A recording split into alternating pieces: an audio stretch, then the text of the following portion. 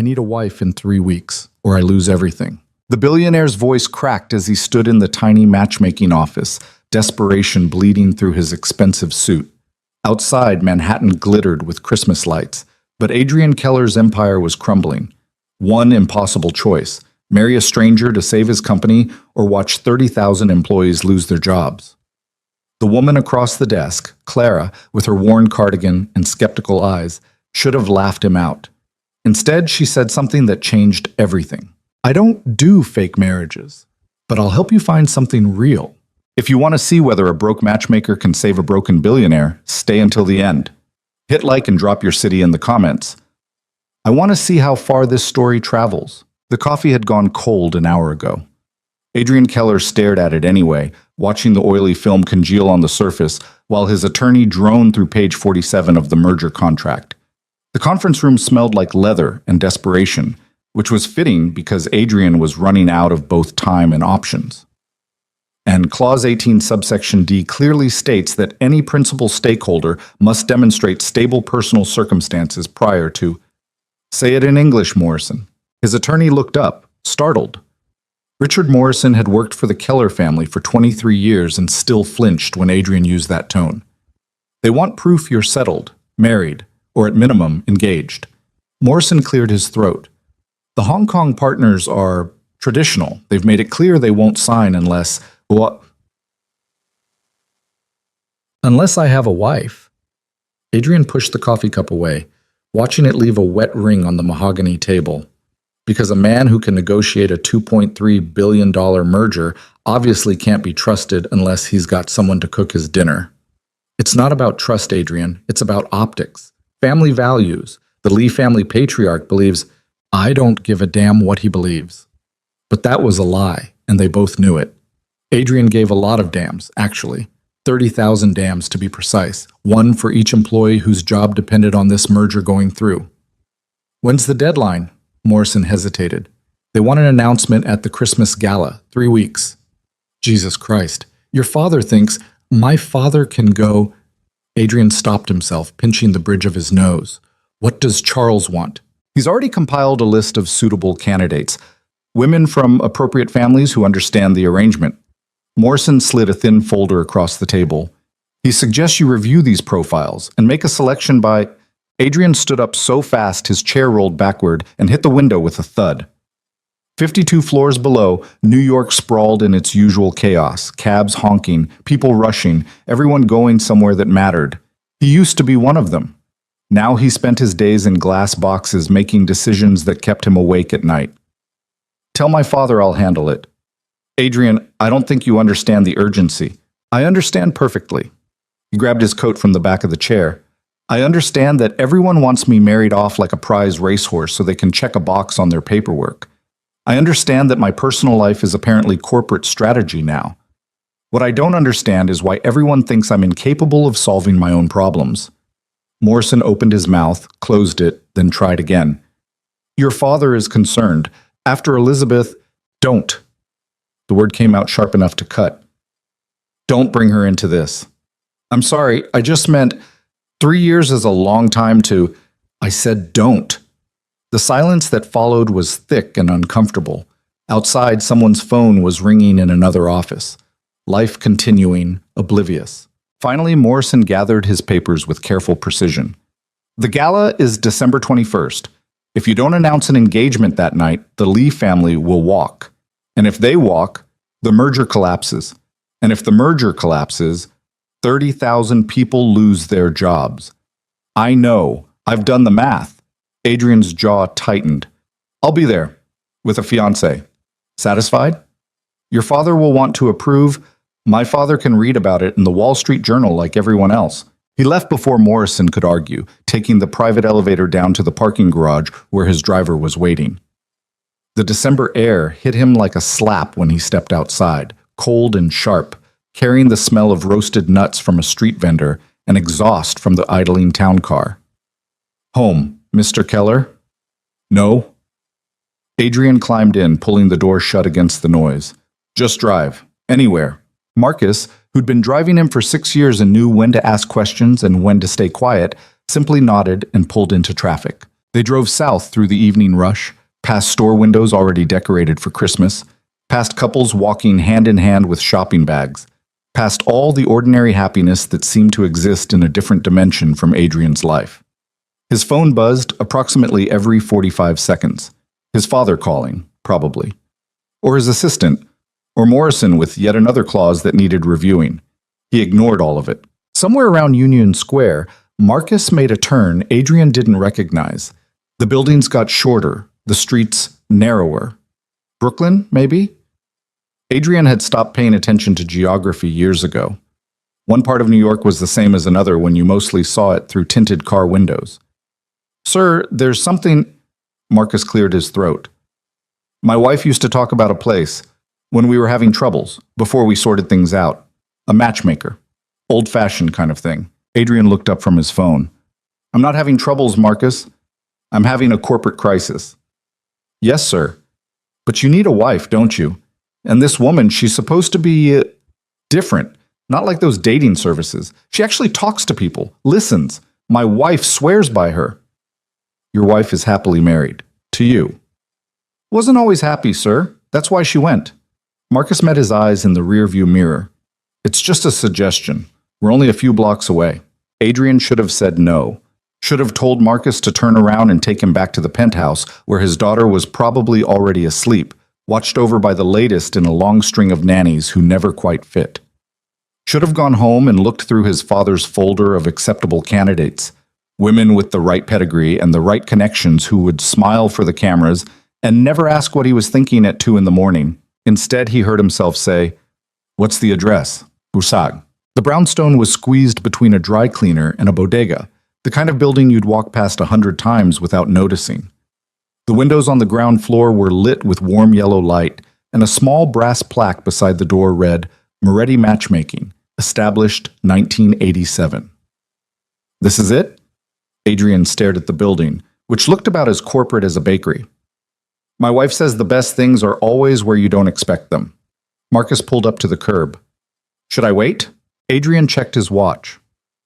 7:45. He had a meeting at 9 tomorrow morning, a conference call at 6 a.m., and approximately 18 years' worth of skepticism about anything involving the word matchmaking. "Give me 20 minutes. If I'm not out by then, I've probably been murdered, and you should call the police." Marcus actually smiled at that. "Yes, sir." The door wasn't locked. Adrian pushed it open and stepped into a small reception area that smelled like old books and lavender. The walls were covered in photographs, couples mostly. Wedding photos, anniversary parties, families. Decades of them, judging by the progression from black and white to Polaroid to digital prints. "Hello?" His voice echoed in the quiet. "Just a minute?" The voice came from somewhere in the back, female and slightly frazzled. Hold on. Sorry, I'll be right there." There was a crash, followed by what sounded like muttered cursing in Italian. Then footsteps, and a woman emerged from the back room carrying a stack of files that looked about ready to topple. She wasn't what he expected. For one thing, she was younger, maybe 30, with dark hair pulled back in a messy bun and reading glasses sliding down her nose. She wore jeans and an oversized cardigan with a coffee stain on the sleeve, and when she saw him standing there in his $3,000 suit, she actually froze mid-step. "Oh, hi. Sorry, I didn't hear you come in. I was in the back trying to—" "It doesn't matter." She set the files down on the desk with a thud that sent papers sliding. "Welcome to Moretti Matchmaking. I'm Clara. How can I help you?" Adrian had been pitched to by some of the sharpest minds in business. He'd sat across from hedge fund managers and tech billionaires, and people who could buy and sell entire companies before lunch. He knew how to read people, how to spot the angle, how to see through the performance to what someone really wanted. But this woman standing there with her coffee-stained cardigan and her slightly crooked glasses, looking at him with an expression of genuine confusion, he couldn't get a read on her at all. "I need a wife," he said, because apparently his brain had decided honesty was the best policy at 7:45 on a Tuesday evening. Clara blinked. "I'm sorry?" "A wife, or at minimum, a fiancé, by December 21st. I was told you could help with that." Her expression shifted through several emotions too quickly for him to track them all, finally landing on something between amusement and concern. "Okay, why don't you sit down, Mr. Keller?" Adrian Keller. He waited for recognition, but her face stayed blank. Either she genuinely didn't know who he was, or she was a better actor than anyone he'd ever met. Right. Adrian, please sit. She gestured to a worn leather chair across from the desk, then started gathering the scattered papers with quick, efficient movements. Can I get you some coffee? Tea? I think I have tea somewhere, though it might be expired. I'm fine. Okay. She sat down across from him, pulled a yellow legal pad from a drawer, and clicked a pen. So, you need a wife by December 21st. That's 3 weeks from today. Correct. And you came to a matchmaker because I'm out of options. The words came out harsher than he intended, but Clara didn't flinch. I have a business merger that depends on me being married or at least engaged. The traditional methods haven't worked out. Traditional methods being dating, meeting people, the normal way people find relationships. He was aware of how ridiculous this sounded. I don't have time for normal anymore. Clara studied him for a long moment, pen hovering over the legal pad. Can I be honest with you, Adrian? Please. This sounds insane. Despite everything, the stress, the deadline, the sheer absurdity of sitting in this tiny office that smelled like someone's grandmother's house, Adrian almost laughed. You're not wrong. I mean, I appreciate that you're being straightforward about it. Most people come in here with stories about wanting to find their soulmate when really they just want someone to take to their sister's wedding or whatever. But a business merger? That's a new one. She set down the pen. Why not just hire someone? An actress or an escort or whatever you billionaire types do? How did you...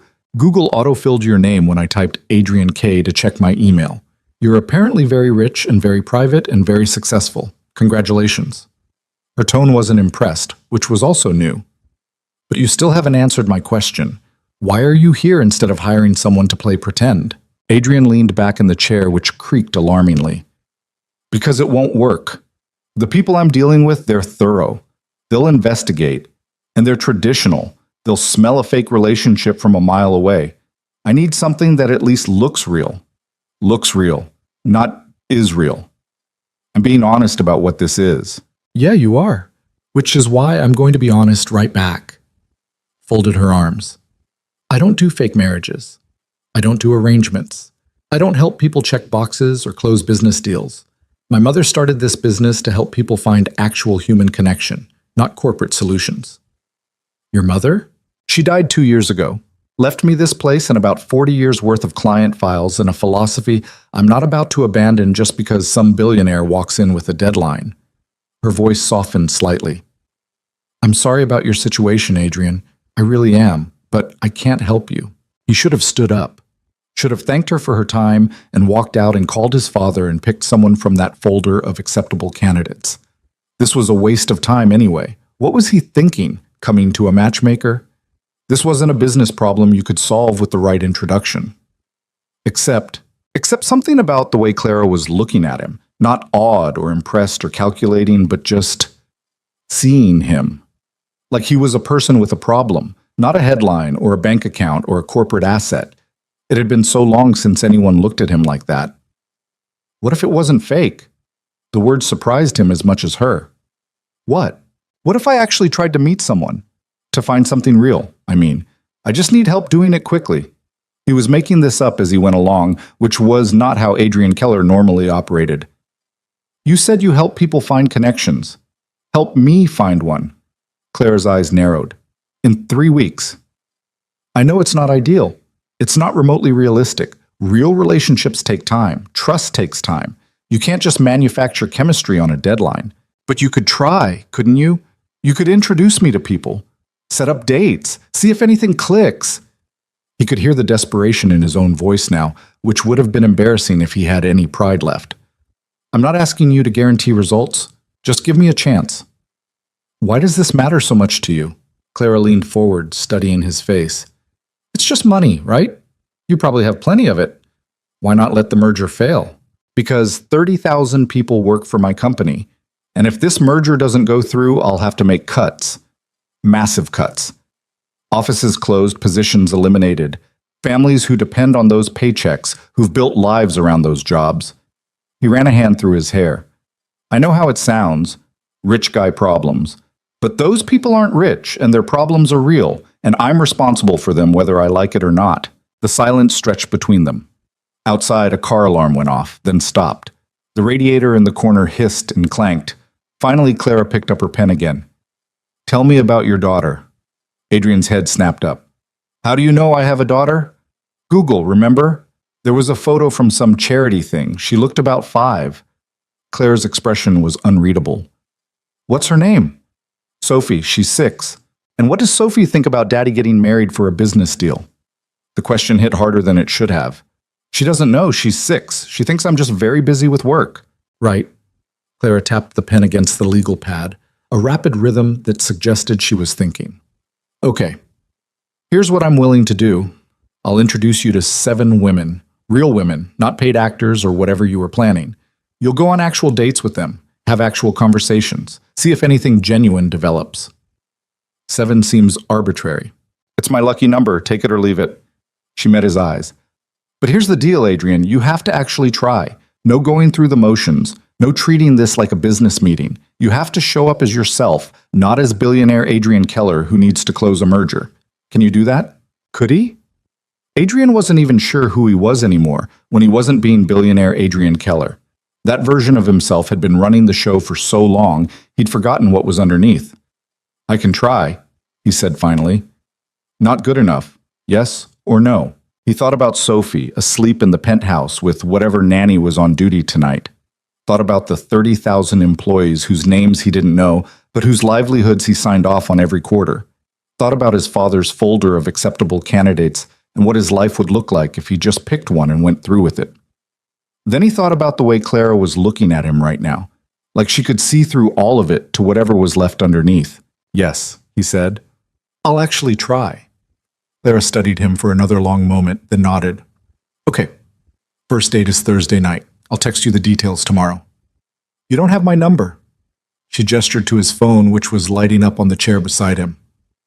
Something tells me you're very easy to get in touch with when people need you. Fair point. Adrian stood up and Clara stood too, shorter than he'd expected.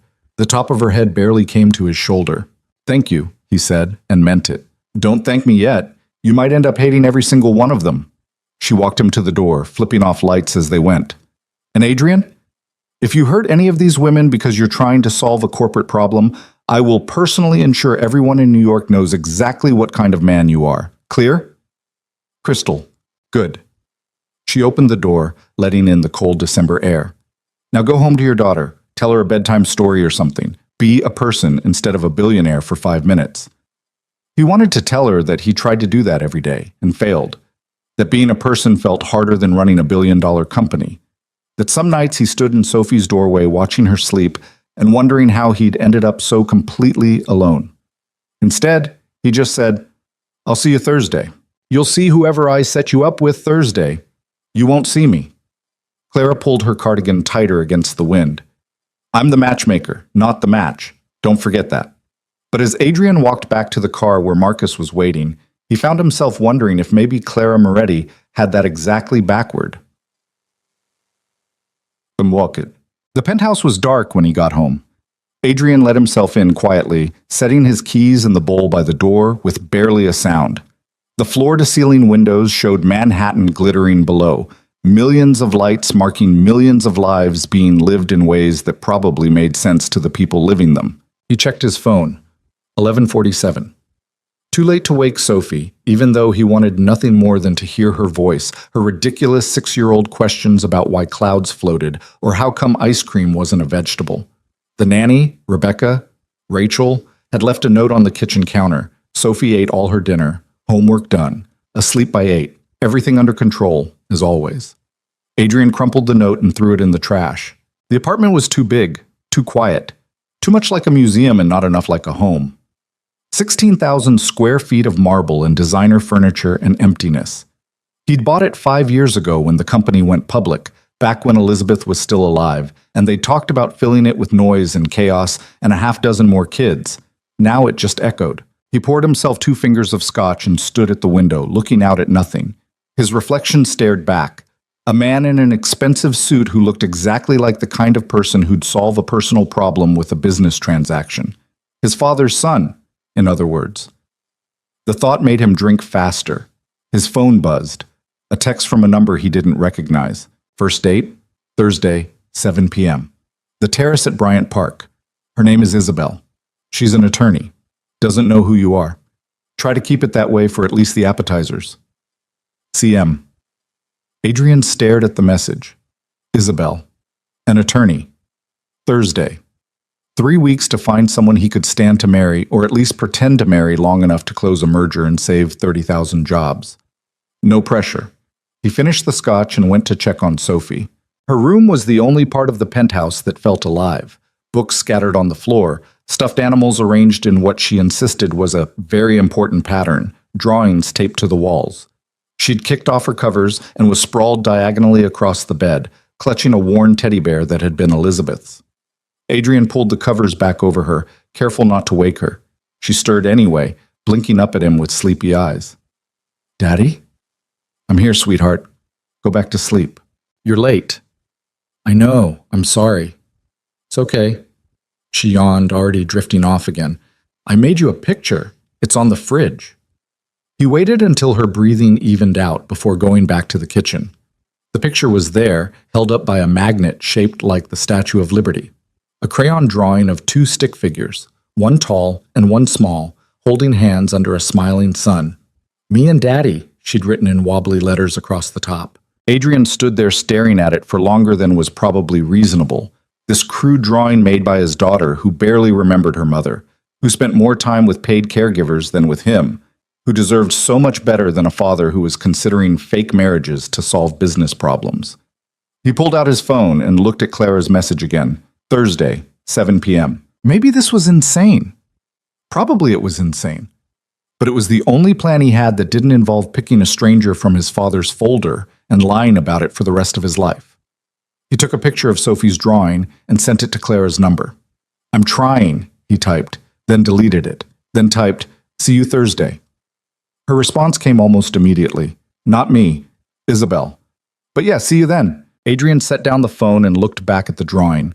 Two stick figures under a smiling sun. Such a simple thing to want, and absolutely impossible to find in 3 weeks, probably. Oh. Thursday arrived faster than Adrian expected, which was how time seemed to work when you were dreading something. The days between had been consumed with emergency meetings about the merger, conference calls with attorneys, and increasingly aggressive voicemails from his father demanding to know what his plan was. Adrian ignored all of them and focused on work, because work he understood. Work had rules, contracts and clauses and things you could negotiate. Dating, apparently, did not. He'd Googled Clara's business during a particularly boring presentation about market projections. Moretti Matchmaking had a website that looked like it had been designed in 2003 and hadn't been updated since. There were testimonials from couples who'd met through Clara's mother, photos of weddings, a philosophy statement that rambled on about authentic connection and matching souls, not resumes. There was almost nothing about Clara herself except a small bio that said she'd taken over the business after her mother's death and was committed to continuing the legacy of bringing people together. No social media presence, no LinkedIn, no digital footprint except that ancient website, and a handful of reviews on sites people didn't really use anymore. It was like she existed in a different era entirely, which maybe explained why at 6:55 on Thursday evening, Adrian found himself approaching the terrace at Bryant Park, feeling like he was about to sit for a job interview he hadn't prepared for. The hostess checked her list. "Reservation for Keller. There should be 2 of us."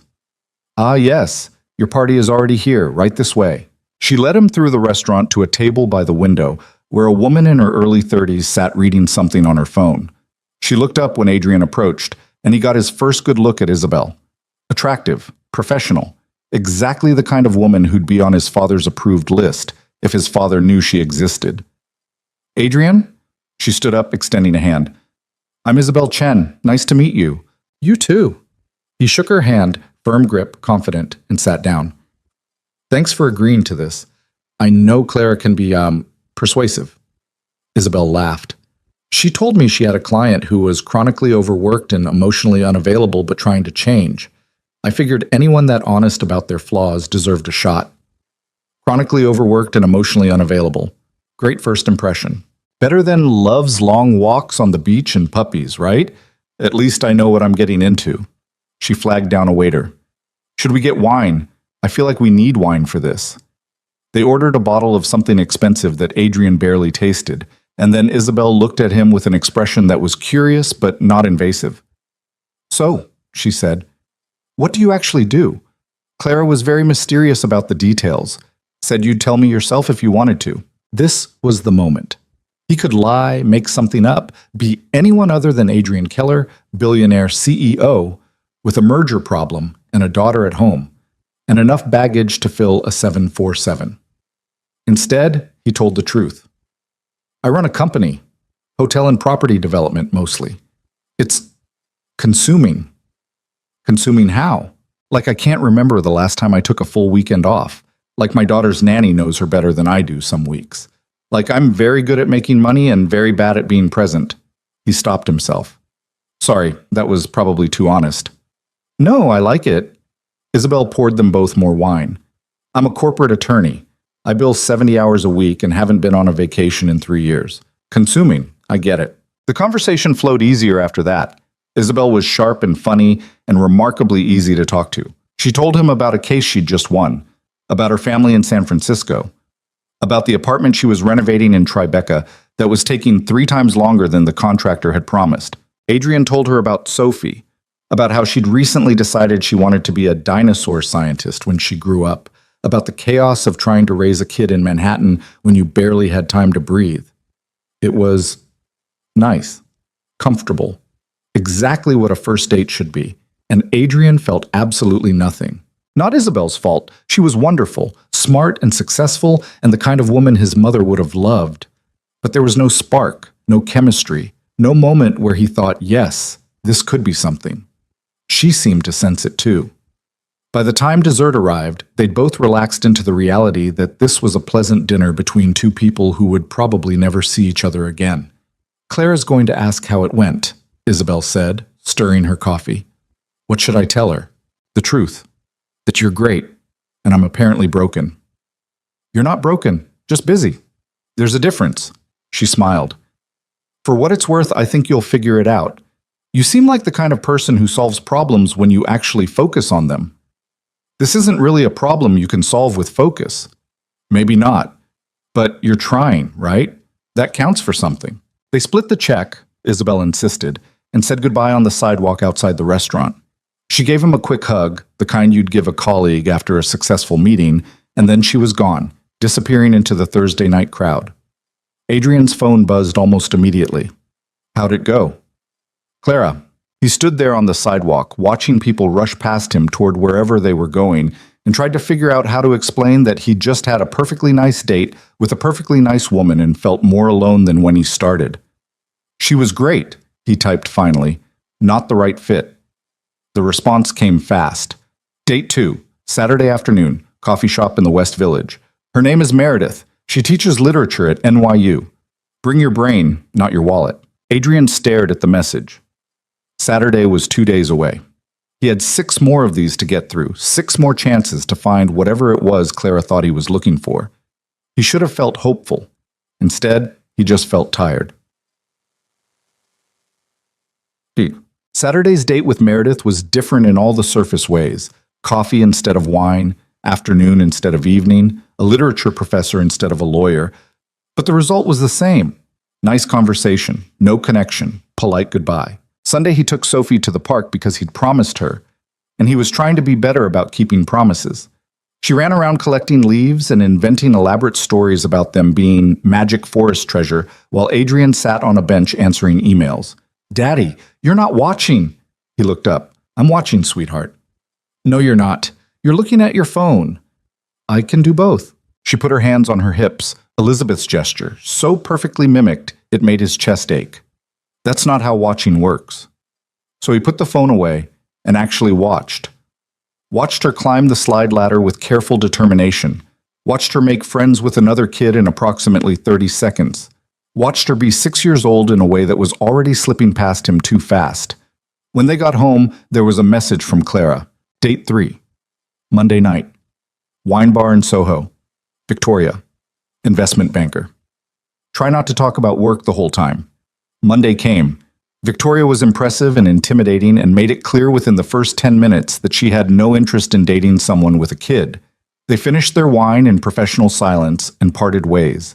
Tuesday. Adrian had to fly to Chicago for meetings. He sat in first class reading merger documents and thinking about how this was supposed to be different, this experiment Clara had designed. 7 dates, 7 women, 7 chances to find something real. 4 down, 3 to go. And nothing. Wednesday he was back in New York, and Clara's message was waiting. Date 4. Thursday lunch, Italian place in Little Italy. Her name is Amanda. She's a curator at MoMA. Try to relax. Relax. Right. Because relaxation was definitely something Adrian Keller was known for. But he showed up Thursday at noon anyway, because he'd said he'd try and he was, against all odds, still trying. Amanda was already there when he arrived, studying the menu with the kind of focus most people reserved for legal contracts. She looked up when he sat down and gave him a smile that was warm but measuring. "So you're the mysterious client Clara keeps talking about," she said. "She told me you needed help reconnecting with your humanity. Should I be concerned?" "Probably." They ordered pasta for her, risotto for him, and Amanda launched into stories about the museum, about artists she'd worked with, about a new exhibition that was causing controversy because apparently modern art was still capable of offending people. She was fascinating. Passionate about her work, opinionated, completely unimpressed by wealth or status or any of the things that usually made people treat Adrian differently. And still, nothing. Adrian picked at his risotto and wondered what was wrong with him. 4 intelligent, accomplished, interesting women, and he couldn't manufacture even a hint of chemistry with any of them. "You're not really here, are you?" Amanda said it without judgment, just observation. "I'm sorry, I'm trying to be present. It's fine. Clara warned me you might be like this." She sipped her wine. "Can I ask you something? Why are you doing this? The matchmaking thing. You don't seem like the type who needs help meeting people." Adrian set down his fork. "It's complicated. That's what people say when they don't want to explain." "Fair enough." He took a breath. "I need to get married. For business reasons. By the end of the month. And I wanted it to be real, or at least real-ish, instead of completely transactional, so I asked Clara to help." Amanda's eyebrows went up. "By the end of the month. That's ambitious. That's one word for it. And you thought speed dating through Clara's client list would lead to true love?" When she put it like that, it sounded even more insane than it was. "I thought it was worth a shot." "Huh." Amanda considered this, twirling pasta on her fork. "You know what your problem is? I have a feeling you're about to tell me. You're looking for a solution instead of a person. That's why nothing's clicking. You're sitting across from these women trying to figure out if they check the boxes, not whether you actually like them." She pointed her fork at him. "Clara's trying to help you find something real, but you're still treating it like a business deal." The words hit harder than they should have, mainly because they were true. "I don't know how else to approach it," Adrian admitted. "I've been thinking like a businessman for so long I'm not sure I remember how to think like anything else." "Then maybe that's what you need to figure out first, before you try to find someone to marry you." Amanda finished her wine and signaled for the check. "Look, you seem like a decent guy in a complicated situation, but until you actually want a relationship instead of a merger, you're wasting everyone's time, including your own." They parted ways outside the restaurant with a handshake and mutual understanding that this was going nowhere. As Adrian watched her disappear into the lunch crowd, he pulled out his phone and stared at it for a long moment. Then he called Clara. She answered on the 3rd ring. "How was Amanda?" "She was great. Like all of them have been great." "That's not the problem." "Then what is?" "Can I buy you a coffee? I think we need to talk." There was a pause. "I thought I made it clear I'm not one of the dates." "I know. I'm not asking you on a date. I'm asking for help." "There's a difference." Adrian started walking, not sure where he was going, but needing to move. "Please." Another pause, longer this time. Then, "There's a coffee shop 2 blocks from my office. Pete's. I'll be there in 20 minutes. "But Adrian?" "Yeah?" "This doesn't change anything. I'm still just the matchmaker." "I know," he said. But he wasn't entirely sure either of them believed it anymore. Pete's Coffee looked like every other independent coffee shop in Manhattan. Exposed brick, mismatched furniture, the kind of aggressively quirky decor that was supposed to feel authentic, but mostly just felt trying too hard. Adrian got there first and claimed a table in the back corner, away from the window where someone might recognize him. He was on his second espresso when Clara walked in. She looked different than she had in her office. Less frazzled, maybe. She'd traded the coffee-stained cardigan for a peacoat that had seen better days, and her hair was down instead of pulled back. She spotted him immediately and wove through the tables with the kind of efficient movement that suggested she spent a lot of time navigating crowded spaces. "You look terrible," she said by way of greeting. "Hello to you too." "I'm serious. When's the last time you slept?" She sat down across from him, unwinding a scarf that might have been hand-knitted. "Let me guess. You've been up since 4 doing merger stuff." "5, actually. And how did you have that look? My father used to get it when tax season hit, like you're running on caffeine and spite." She flagged down a barista. "Can I get a latte? Thanks." Then back to Adrian. "So, what's the emergency?" He'd been rehearsing what to say on the walk over, trying to find the right words to explain that he was failing at something that shouldn't even be this hard. But now, sitting across from Clara in this overcrowded coffee shop with terrible jazz playing too loud in the background, all those rehearsed words evaporated. "I think Amanda might have been right," he said instead. "About what? About me treating this like a business deal instead of actually trying to meet someone?" He ran a hand through his hair, a nervous habit he'd never managed to break.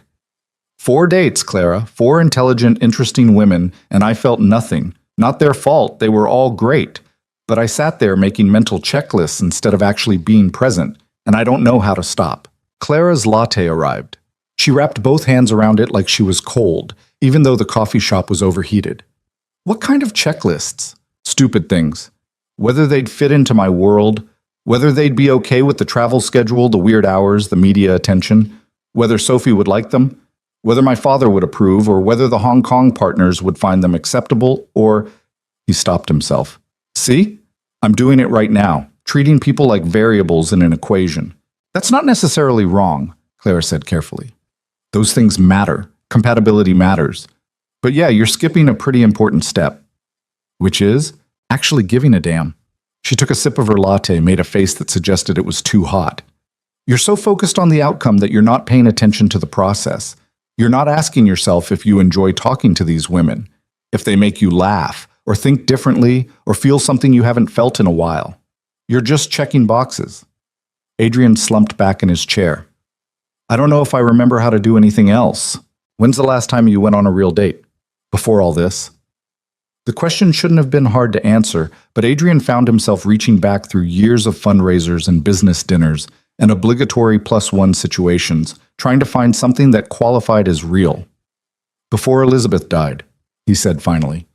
"So, 3 years." Clara's expression softened. "Clara didn't mention you were widowed." "You're Clara. You know what I mean, the files. My mother's notes." She set down the latte. "I'm sorry. That must have been incredibly hard." "It was a long time ago." The lie came automatically, even though 3 years felt like both yesterday and a lifetime ago simultaneously. "Grief doesn't work on a timeline, Adrian." "No, but business deals do. And right now I've got 2.5 weeks to figure this out, or 30,000 people lose their jobs." He heard the edge in his own voice and tried to soften it. "I'm not looking for therapy. I'm looking for practical solutions. Except there isn't a practical solution to finding a real connection. That's kind of the whole point." Clara pulled out her phone, scrolled through something. "You've got 3 dates left. Candidates 5, 6, and 7. I can schedule them, you can go through the motions, and maybe something clicks. Or? She looked up from her phone, and Adrian couldn't read her expression at all. "Or we try something different." "Different how?" "I don't know yet. Let me think about it." She started to stand up, then paused. "Can I ask you something? And I need you to be honest." "Okay." "If the merger wasn't at stake, if you didn't have this deadline hanging over you, would you even be doing this? Looking for someone, I mean." The honest answer was probably no. The honest answer was that Adrian had gotten comfortable with loneliness, had built his life around it, had convinced himself that being alone was easier than risking the kind of loss he'd felt when Elizabeth died. But that answer felt too raw to say out loud in a coffee shop on a Thursday afternoon. "I don't know." he said instead. Clara nodded like she'd expected that. That's the problem we actually need to solve, not the merger. You. I hired you to help me find a wife, not fix my emotional baggage. Yeah, well, turns out those two things are pretty connected. Weird how that works. She pulled her coat back on. I'll call you later, maybe tomorrow. Don't schedule anything for Saturday afternoon. Why not? Because I'm going to need you to trust me. She wrapped the scarf around her neck. Can you do that? Adrian thought about the last time he'd really trusted anyone with anything that mattered. Thought about how that had worked out. Thought about how he didn't have a lot of other options at this point. Yeah, he said. I can do that. Clara studied his face for a moment, then nodded once and left without saying goodbye. Adrian watched her go, this woman in her worn peacoat who somehow saw through every defense he'd spent years building and wondered what exactly he'd just agreed to. His phone buzzed, a text from his father. Lunch tomorrow. The club. Don't be late. Adrian deleted it without responding. Charles Keller didn't do casual lunch. Every meal was a production. Every conversation had an agenda. Every moment was an opportunity to remind everyone in the room exactly who held the power. So when Adrian arrived at the Metropolitan Club the next day, he wasn't surprised to find his father already seated at their usual table, a scotch in front of him despite it being barely noon. You're late, Charles said without looking up from his phone. By 3 minutes. Punctuality is respect. I taught you that. Adrian sat down and ordered water from a hovering waiter. What did you want to talk about? The merger. What else? Charles finally looked at him, and Adrian saw the calculation in his eyes. The same look he'd been seeing his whole life whenever his father was about to corner him into something. Morrison tells me you're handling the engagement situation yourself. That's right. Care to elaborate? Not particularly. Charles's jaw tightened. This isn't a game, Adrian. The Lee family expects an announcement at the gala. That's 2 weeks from now. I need to know you have a plan. I have a plan. Which is? I'll announce an engagement at the gala. Adrian kept his voice level, refusing to rise to the bait. That's what you wanted, isn't it? I wanted you to choose someone appropriate. Someone who understands our world. Someone who can handle the scrutiny that comes with the Keller name. Charles leaned forward. I gave you a list of suitable candidates. Have you even looked at it? I've been busy. Busy with what? Morrison says you've been disappearing every few nights. Mysterious dinners, unexplained absences. His father's eyes narrowed. What exactly are you up to? Adrian could have told him the truth. That he was going on dates arranged by a matchmaker who worked out of a brownstone that probably violated about 15 building codes. That he was trying, in his own completely incompetent way, to find something real instead of something convenient. That for the first time in 3 years, he was actually attempting to move forward instead of just going through the motions. Instead, he said, I'm handling it. That's all you need to know. That's not good enough. It's going to have to be. The silence that fell between them was familiar. The same weighted quiet that had defined their relationship for as long as Adrian could remember. His father expecting obedience, Adrian refusing to give it, both of them locked in a pattern neither knew how to break. Your mother would be disappointed, Charles said finally, playing the card he always played when nothing else worked. Don't. Adrian's voice came out harder than he intended. Don't bring Mom into this. She had standards. She understood what it meant to be a Keller. She would have expected you to make a choice that honored the family, not chase after whatever. Mom died when I was 19. You don't get to speak for her. Adrian stood up, throwing his napkin on the table. I said I'd handle it, and I will. But I'm done taking orders from you on who I should marry. Adrian. I'll see you at the gala. He left before his father could respond, ignoring the stares from other diners who'd probably heard more than they should have. Outside, the December cold hit him like a physical thing, sharp enough to hurt. His phone rang before he'd made it halfway down the block. Clara. Hey, he answered, still walking, needing to move. Bad time? Just had lunch with my father, so yes, bad time. What's up? Saturday afternoon. I need you to meet me at my office at 2. Her voice was brisk, businesslike. Wear something comfortable. We're taking a field trip. A field trip where? It's a surprise. Do you trust me or not? Adrian thought about his father's face across the table. The same conversation they'd been having for years. The same expectations and disappointments running on an endless loop. Thought about 4 failed dates and 2.5 weeks, and the growing certainty that he was going to spectacularly fail at this whole thing. "Yeah," he said, "I trust you." "Good. 2 o'clock. Don't be late." She hung up before he could ask any more questions. Adrian stood there on the sidewalk, people flowing around him like water around a stone, and wondered what he was getting himself into. Saturday arrived cold and bright, the kind of December day that made Manhattan look almost magical if you ignored the slush and the traffic and the general chaos. Adrian spent the morning with Sophie at a pottery painting place she'd been begging to try, watching her create what she insisted was a beautiful bowl, but looked more like a lumpy disaster. "It's perfect," he told her, "because that's what you told 6-year-olds about their art. You're just saying that." "I'm serious. Very abstract. Very modern." She squinted at him. "You don't know what abstract means." "How dare you? I know exactly what abstract means." "Then what does it mean?" He was saved from having to answer by his phone alarm, reminding him he had 20 minutes to get to Claire's office. Sophie pouted when he told her they had to go, but the nanny, Jennifer, he'd finally learned her name, was waiting at the penthouse to take over. "Where are you going?"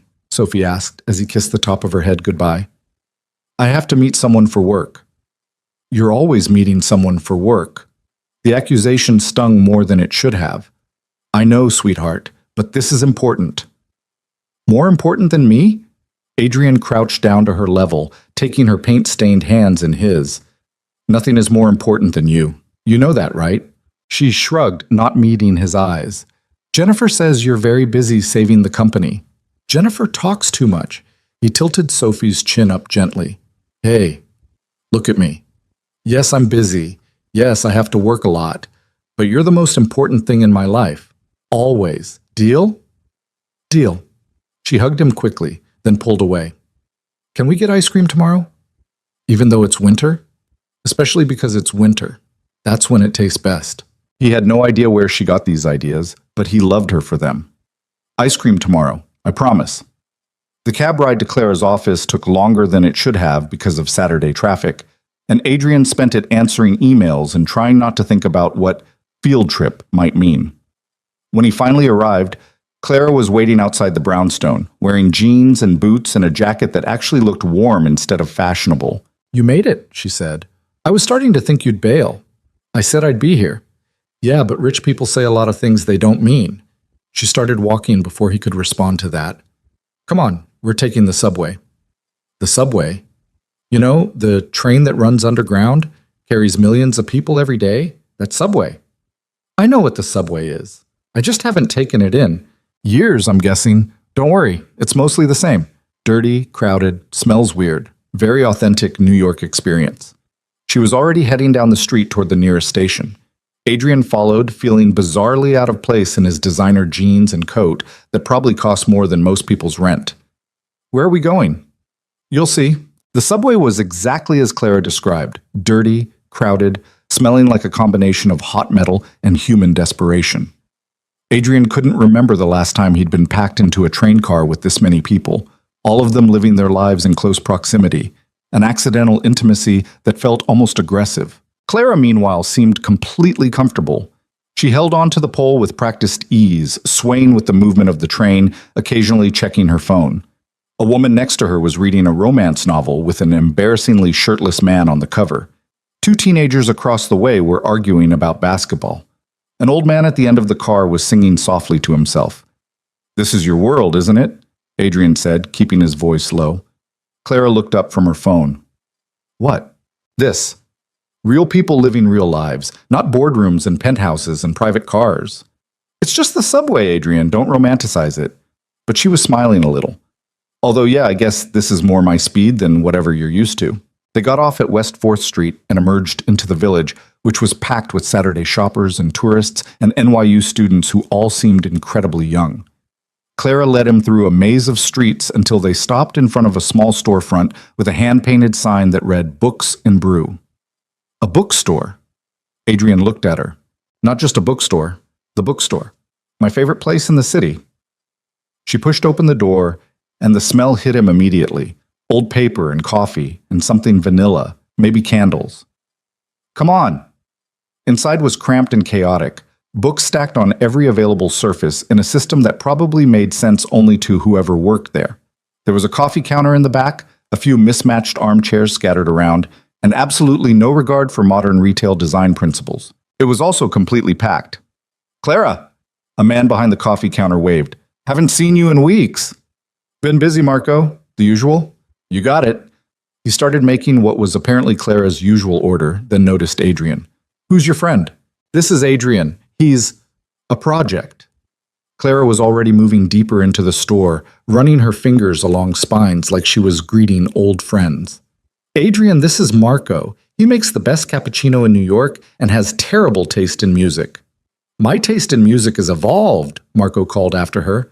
You just don't appreciate real jazz. Clara ignored him, pulling a book off a shelf and flipping through it. Adrian stood there, feeling completely out of his element, which he suspected was exactly the point. Why are we here? He asked when he caught up to her in the fiction section. Because this is my reset button. When I need to remember why I do what I do, I come here, read for a while, drink overpriced coffee, talk to Marco about books I'll never have time to finish. She shelved the book she'd been looking at and grabbed another one. You need a reset button. I have a reset button. It's called Scotch. That's not a reset button. That's avoidance. She handed him the book. Something literary with a cover that was all muted colors and sophisticated font. When's the last time you read something that wasn't a merger document or a bedtime story for Sophie? Adrian looked at the book in his hands. The cover copy mentioned something about a man rebuilding his life after loss. Subtle, Clara. Real subtle. I don't have time to read. Everyone says that. It's never actually true. She grabbed her coffee from Marco, some complicated-looking thing with foam art on top, and settled into one of the armchairs. Sit, read, practice being a person instead of a CEO for 20 minutes. This is your big plan? Bringing me to a bookstore?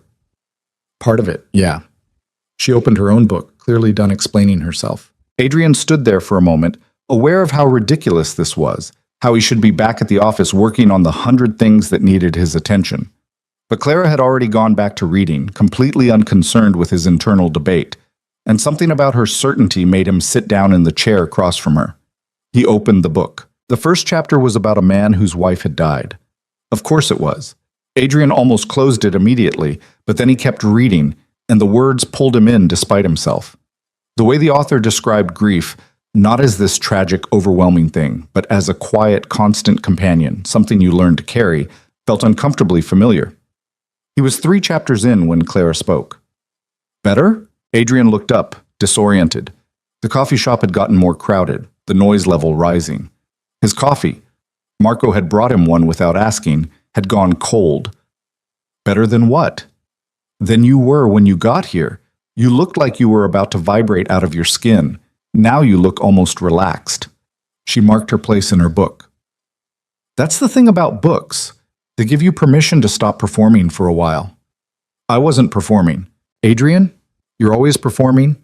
CEO Adrian, dutiful son Adrian, grieving widower Adrian, overwhelmed single dad Adrian. You've got more roles than a Broadway actor. She set her book aside. But here, in a bookstore where nobody knows who you are or cares about your merger, you get to just be Adrian, regular guy reading a book. I'm not a regular guy. Yeah, you are. You just forgot. Clara stood up, stretching. Come on.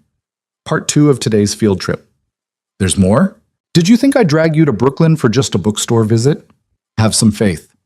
They left books and brew and walked for another 10 minutes, Clara leading the way with the confidence of someone who knew these streets like her own home. They ended up at a small park Adrian didn't recognize, just a patch of green with some benches and a view of the water. It was quieter here, away from the main streets. A few people walking dogs, a jogger going past, but mostly empty. Clara sat down on a bench facing the water, and Adrian sat next to her. I used to come here with my mom, she said after a moment. Every Sunday after church, we'd get bagels and sit right here. She'd tell me about the couples she was working with, the ones who were struggling, the ones who were doing great. She never used names, obviously, but she'd talk about the patterns she saw. The things that made relationships work or fall apart. What patterns? Lots of them. But the biggest one? People who were honest about what they actually wanted did better than people who were trying to want the right things. Clara turned to look at him. You're trying to want the right things, Adrian. A wife who fits your world, who won't cause problems, who can handle the pressure. But you're not asking yourself what you actually want. I want to not fail 30,000 people who depend on me. That's not the same thing as wanting a partner, a relationship, someone to come home to. She pulled her knees up to her chest, wrapping her arms around them. My mom used to say that the best matches weren't about compatibility on paper. They were about finding someone you wanted to tell things to, someone who made the boring parts of life less boring, someone who saw the messy real you and stuck around anyway. Adrian thought about Elizabeth, about how she'd known exactly how he took his coffee and which tie he hated and when he needed silence versus when he needed to talk, about how she'd made their tiny first apartment feel like home just by being in it, about how he'd never found that with anyone else because he'd never tried, because trying meant risking losing it again. I'm not sure I know how to do that anymore, he admitted. Yeah, I'm starting to figure that out. Claire was quiet for a moment. Can I tell you something? And you can't get mad. That's not a promising start. I don't think you're going to find what you need in the next 2 weeks. I don't think anyone could. She held up a hand before he could respond. I'm not saying give up on the dates. You've got 3 left, and who knows, maybe one of them clicks. But I think you need to accept that there's no perfect solution here. No magic answer that saves the merger and gives you a real relationship and makes everything work out. So what am I supposed to do? Stop trying to solve it like a business problem. Start making choices based on what you actually want instead of what you think you should want. She turned to face him fully. And maybe, and I know this is crazy, but maybe consider that failing at the merger wouldn't be the end of the world. Your employees would find other jobs. Your father would get over it eventually. Life would go on. Easy for you to say, it's not your responsibility. You're right, it's not. But it's also not your whole identity. You're not just the company, Adrian. You're also a dad and a person and someone who used to have interests beyond quarterly reports. She stood up. I'm not saying abandon everything. I'm saying stop letting it crush you. She started walking, and Adrian followed, his mind churning through everything she'd said. They walked in silence for a while, winding through Brooklyn streets as the afternoon light shifted toward evening. I have one more date scheduled for you, Clara said eventually. Tuesday night. Her name is Rachel. She's a chef. Runs her own restaurant in Queens. Okay? And Thursday, if you're willing, there's someone else. Number 6. What about number 7? Clara stopped walking. I'm still working on number 7. She's complicated. Complicated how? Just trust me. She checked her phone. It's almost 5. You probably need to get back to Sophie. She was right. Jennifer had texted twice asking when he'd be home. But Adrian found himself not wanting this afternoon to end, this strange break from his regular life where he'd read in a bookstore and sat by the water and talked about things that mattered instead of things that were just urgent. Thank you, he said, for today, for all of this. Don't thank me yet. You might still hate how this turns out. But Clara was smiling. Get home to your daughter, Adrian. Make her dinner. Be present. Practice being a person. You keep saying that. Practice being a person. Because you need the practice. She pulled out her phone to call a car. I'll text you the details about Tuesday. Rachel's restaurant is in Astoria. Take the subway. I have a driver. Adrian? Fine. Subway. I'll take the subway. Clara's car arrived first, some rideshare with a driver who looked barely old enough to have a license. She climbed in, then looked back at him through the open window. You're doing better than you think, she said. In case nobody's told you that lately. Then she was gone, the car disappearing into traffic, and Adrian was left standing on a Brooklyn street corner as the December evening settled in cold and clear. He pulled out his phone to call his own car, then stopped. Instead, he found the nearest subway station and took the train home, packed in with everyone else heading back from their Saturday adventures. It took twice as long as a car would have, and his feet hurt by the time he got back to the penthouse. But something about it felt right, felt real. Sophie was building an elaborate fort out of couch cushions when he walked in. You're home! She ran over and hugged his legs. Jennifer said you might be late. I'm not late. I'm exactly on time. He kissed the top of her head. What do you want for dinner? Can we make pancakes? For dinner? You said nothing's more important than me. So if I want pancakes for dinner, we should have pancakes for dinner. She deployed 6-year-old logic with devastating effectiveness. Can't argue with that. Adrian shed his coat. But you have to help me make them. Deal. They made a mess of the kitchen, flour everywhere, Sophie insisting on cracking the eggs herself, which resulted in shells in the batter that Adrian had to fish out. The pancakes came out lumpy and irregular and absolutely perfect, and they ate them at the kitchen counter while Sophie told him elaborate stories about the fort she was building. It was the best evening Adrian had had in months. Later, after Sophie was in bed and the kitchen was mostly cleaned and Adrian was sitting alone with the usual stack of documents that needed reviewing, his phone buzzed. A message from Clara. Just a photo. The book he'd been reading at the coffee shop with a note that said, "Marco says you left this. He's holding it for you. You should go back and finish it." Adrian stared at the message for a long moment. Then he replied, "Maybe I will." The 3 dots appeared immediately, then disappeared, then appeared again. Finally, good. Everyone needs a reset button.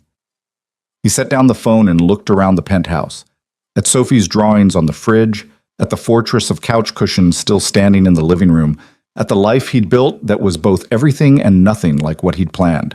Tuesday, he'd meet Rachel the chef. Thursday, candidate number 6. And then number 7, whoever she was, whatever complicated meant. 3 more chances to find what everyone kept telling him he needed. But sitting there in the quiet penthouse, Adrian found himself thinking less about those dates and more about a bookstore in the village, a bench by the water, and the woman who kept insisting he was more than just his title. The woman who was just the matchmaker who somehow saw him more clearly than anyone had in years. He picked up his phone again, scrolled to Clara's contact, and stopped himself from typing the message that was forming. Because that way led somewhere he wasn't ready to examine yet, somewhere that felt both terrifying and inevitable. Instead, he opened his laptop and tried to focus on work. But for the first time in a long time, the work felt less important than what he was avoiding thinking about. And Adrian Keller, who'd built an empire on always knowing exactly what he wanted and how to get it, had absolutely no idea what to do with that. Tuesday came with freezing rain that turned the streets into a mess of slush and misery. Adrian spent most of the day in back-to-back meetings about the merger, listening to attorneys argue about language and clause after clause while his mind kept drifting to other things. The gala was 10 days away. 10 days to announce an engagement he didn't have to people who'd scrutinize every detail. Morrison cornered him after the last meeting, clutching a folder that Adrian already knew he didn't want to see. "Your father asked me to follow up," Morrison said, not quite meeting Adrian's eyes. "About the announcement.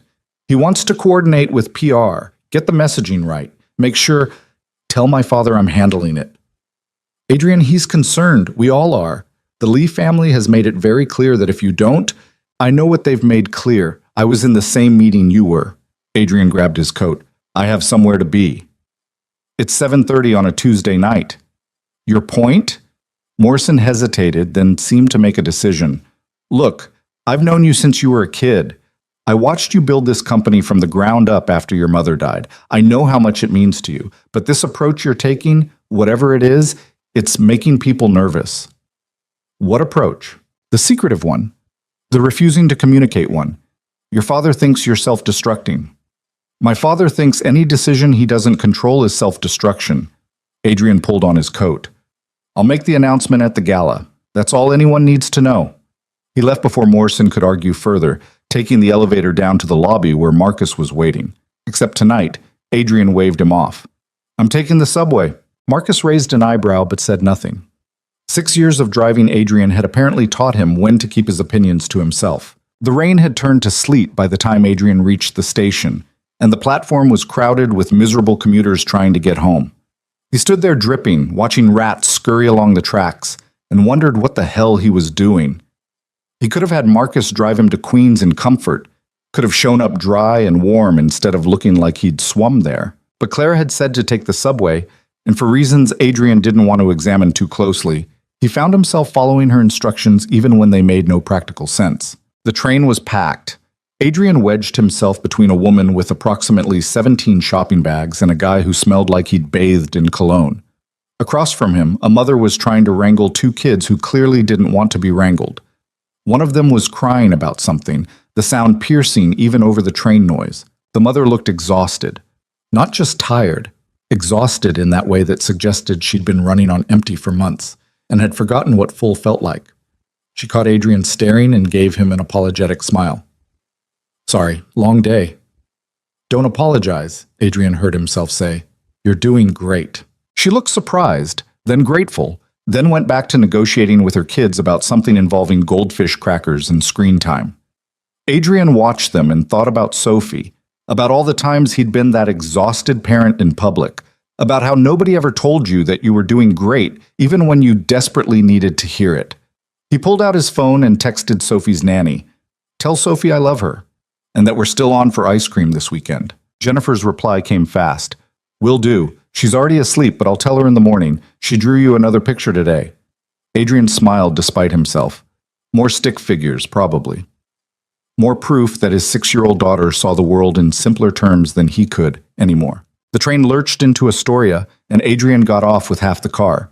Clara's directions led him through streets he didn't recognize to a small restaurant tucked between a laundromat and a grocery store.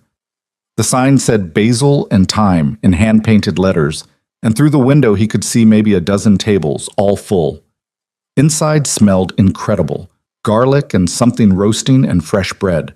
A hostess who couldn't have been older than 20 looked up from her podium. "Do you have a reservation?" "Keller, I'm meeting Rachel?" "Oh, yes, she said you'd be coming. She's still in the kitchen, but she'll be out in a minute. Can I get you seated?" The table was near the back, small and intimate in a way that made Adrian immediately aware of how exposed he felt. This wasn't the kind of restaurant where you could hide behind menus and formality. This was the kind of place where the chef came out to talk to tables, and everyone could hear everyone else's conversations. He was reading the menu, all seasonal, all local, the kind of thoughtful food that took actual skill, when a woman in chef's whites emerged from the kitchen. Rachel was maybe 35, with dark hair pulled back in a practical bun, and the kind of confident stride that came from running your own kitchen. She spotted Adrian and headed over, wiping her hands on a towel. "You must be Adrian. I'm Rachel." She slid into the seat across from him without ceremony. "Fair warning, I only have about 40 minutes before dinner service gets crazy, so we're doing the speed dating version of this." "Works for me." "Good." "Clara said you're," how did she put it, "chronically overworked and emotionally constipated, but trying." Rachel grinned. "I like her. She doesn't sugarcoat things." "Apparently not." Adrian set down the menu. "She didn't tell me much about you except that you run this place. That's pretty much the story. Grew up in Queens, worked in restaurants since I was 16, saved every penny for 10 years to open this place 3 years ago." Rachel flagged down a waiter. "We're doing the tasting menu. Don't argue. It's better that way." Adrian normally hated when people ordered for him, but something about Rachel's absolute certainty made it work. The waiter nodded and disappeared. "So," Rachel leaned back in her chair, "Clara says you need to get married for business reasons." "That's a new one." "It's complicated." "Everything's complicated if you make it complicated. What's the actual situation?" There was something about Rachel's directness that made bullshitting impossible, so Adrian told her about the merger, the deadline, his father's expectations, the whole mess. She listened without interrupting, occasionally nodding. When he finished, she let out a low whistle. "That's a lot of pressure." "Yeah." "And you thought speed dating through Clara's client list would solve it?" "I thought it was worth a try." "Honest, I like that." The first course arrived, something with roasted beets and goat cheese that looked like art on a plate. Rachel took a bite, made an approving face. "Okay, David nailed it tonight. Anyway, my turn. I'm 36, never married, no kids. I work about 90 hours a week, and I'm not interested in changing that. I love what I do more than I'll probably ever love a person, which makes me terrible relationship material." "Then why are you here?" "Because Clara asked, and she helped my sister find her husband, so I owe her. Also because I was curious what kind of guy shows up to a matchmaker asking for a business marriage." She studied him across the table. "You're not what I expected." "What did you expect?" "Someone more arrogant, more entitled. You just seem tired." She said it without judgment, just observation. "When's the last time you actually wanted to be on a date instead of feeling like you should be on a date?" The question hit harder than it should have. Adrian thought back through the last 4 dates, through years of obligatory +1s and networking dinners disguised as social events, trying to find a moment where he'd actually wanted to be there. "I don't remember," he admitted. "Yeah, that's what I figured." Rachel finished her beets. "Look, You seem like a decent guy in a shitty situation, but here's the thing. I can't be what you need. I'm married to this restaurant. I barely have time to sleep, much less maintain a relationship with someone who's got his own high-pressure career and a kid. We'd be a disaster. I appreciate the honesty. But, she held up a hand, I think you're asking the wrong question. Which is? You're asking, who can I marry to solve this problem? You should be asking, do I even want to solve it this way? Rachel leaned forward. 30,000 jobs is a lot of responsibility. I get it, but it's not your whole life. It's not even your whole identity. You're also a dad, right? Yeah. And what's more important, saving the company or being present for your daughter while she's actually young enough to need you? The second course arrived, some kind of pasta that smelled like heaven. Rachel took a bite, nodded approval. I'm not saying blow up the merger. I'm saying maybe there's a middle ground you're not seeing because you're too close to it. Adrian wanted to argue, to explain all the reasons why there was no middle ground, why it had to be all or nothing. But the words stuck in his throat because somewhere deep down, he knew Rachel was right. They talked for the rest of the dinner, about the restaurant business, about Sophie's dinosaur obsession, about the million small decisions that added up to a life. Rachel was easy to talk to, funny and sharp and completely unimpressed by anything Adrian might have used to try to impress her. When she had to get back to the kitchen, she stood and offered her hand. You're going to figure this out, she said. Maybe not the way you planned, but you'll figure it out. And hey, when you do, bring your daughter here. I make a mac and cheese that'll blow her mind. I'll do that. Good luck, Adrian. I mean it. She squeezed his hand once, then disappeared back into the kitchen, leaving Adrian alone with the check and a head full of thoughts he didn't know what to do with. The subway ride back was quieter, less crowded. Adrian found a seat and pulled out his phone, scrolling through the usual flood of emails and messages. One from his father, marked urgent. One from Morrison, marked urgent. Several from investors, all marked urgent. Everything was always urgent. He ignored all of them and opened his messages with Clara instead. Rachel was great, he typed. Also brutally honest. The reply came fast. That's why I set you up with her. You need brutal honesty. Apparently I need a lot of things. Yeah, how are you holding up? Adrian stared at the question. When was the last time someone had asked him that and actually wanted to know the answer? He started typing several responses, deleted them all, finally settled on, I don't know. Tired. Confused. 10 days to figure out my entire life. You don't have to figure out your entire life. Just the next step. What if I don't know what the next step is? Then you take any step and adjust from there. That's how everyone does it, Adrian. We're all just making it up as we go. He wanted to ask her more, about how she managed to sound so certain about uncertainty, about whether she ever felt this lost, about why she kept helping him when he was clearly a disaster. But before he could type anything, another message came through. Thursday night, 7 p.m., Prospect Park, dress warm, candidate number 6. Prospect Park? That's not a restaurant. Nope. See you Thursday.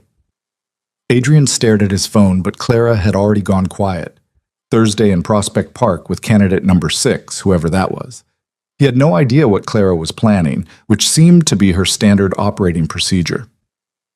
The train pulled into his stop, and Adrian emerged into the cold night air. He was halfway to the penthouse when his phone rang. His father. He let it go to voicemail. Then it rang again, and again. On the 4th call, Adrian answered. What, Dad? Where the hell have you been? I've been calling for hours. Charles sounded angry, which wasn't unusual, but there was something else underneath it. Something that might have been worry if his father was capable of that. I was at dinner. With who? None of your business. Everything about this merger is my business. Everything about this family is my business. A pause. Morrison says you're still refusing to coordinate with PR. The gala is 10 days away, Adrian. 10 days. If you don't have a plan, I have a plan. Then share it with me. Let me help you. For once in your stubborn life, I don't need your help. The words came out harder than Adrian intended. I need you to trust that I can handle this. Trust. His father's laugh was bitter. You want me to trust you when you won't even tell me what you're doing? When you're running around the city having mysterious dinners and refusing to return calls? When the entire future of this company is riding on you making the right choice? The right choice according to who? According to anyone with sense. according to the investors who expect stability, according to the 30,000 people whose jobs depend on this merger going through. Charles's voice rose.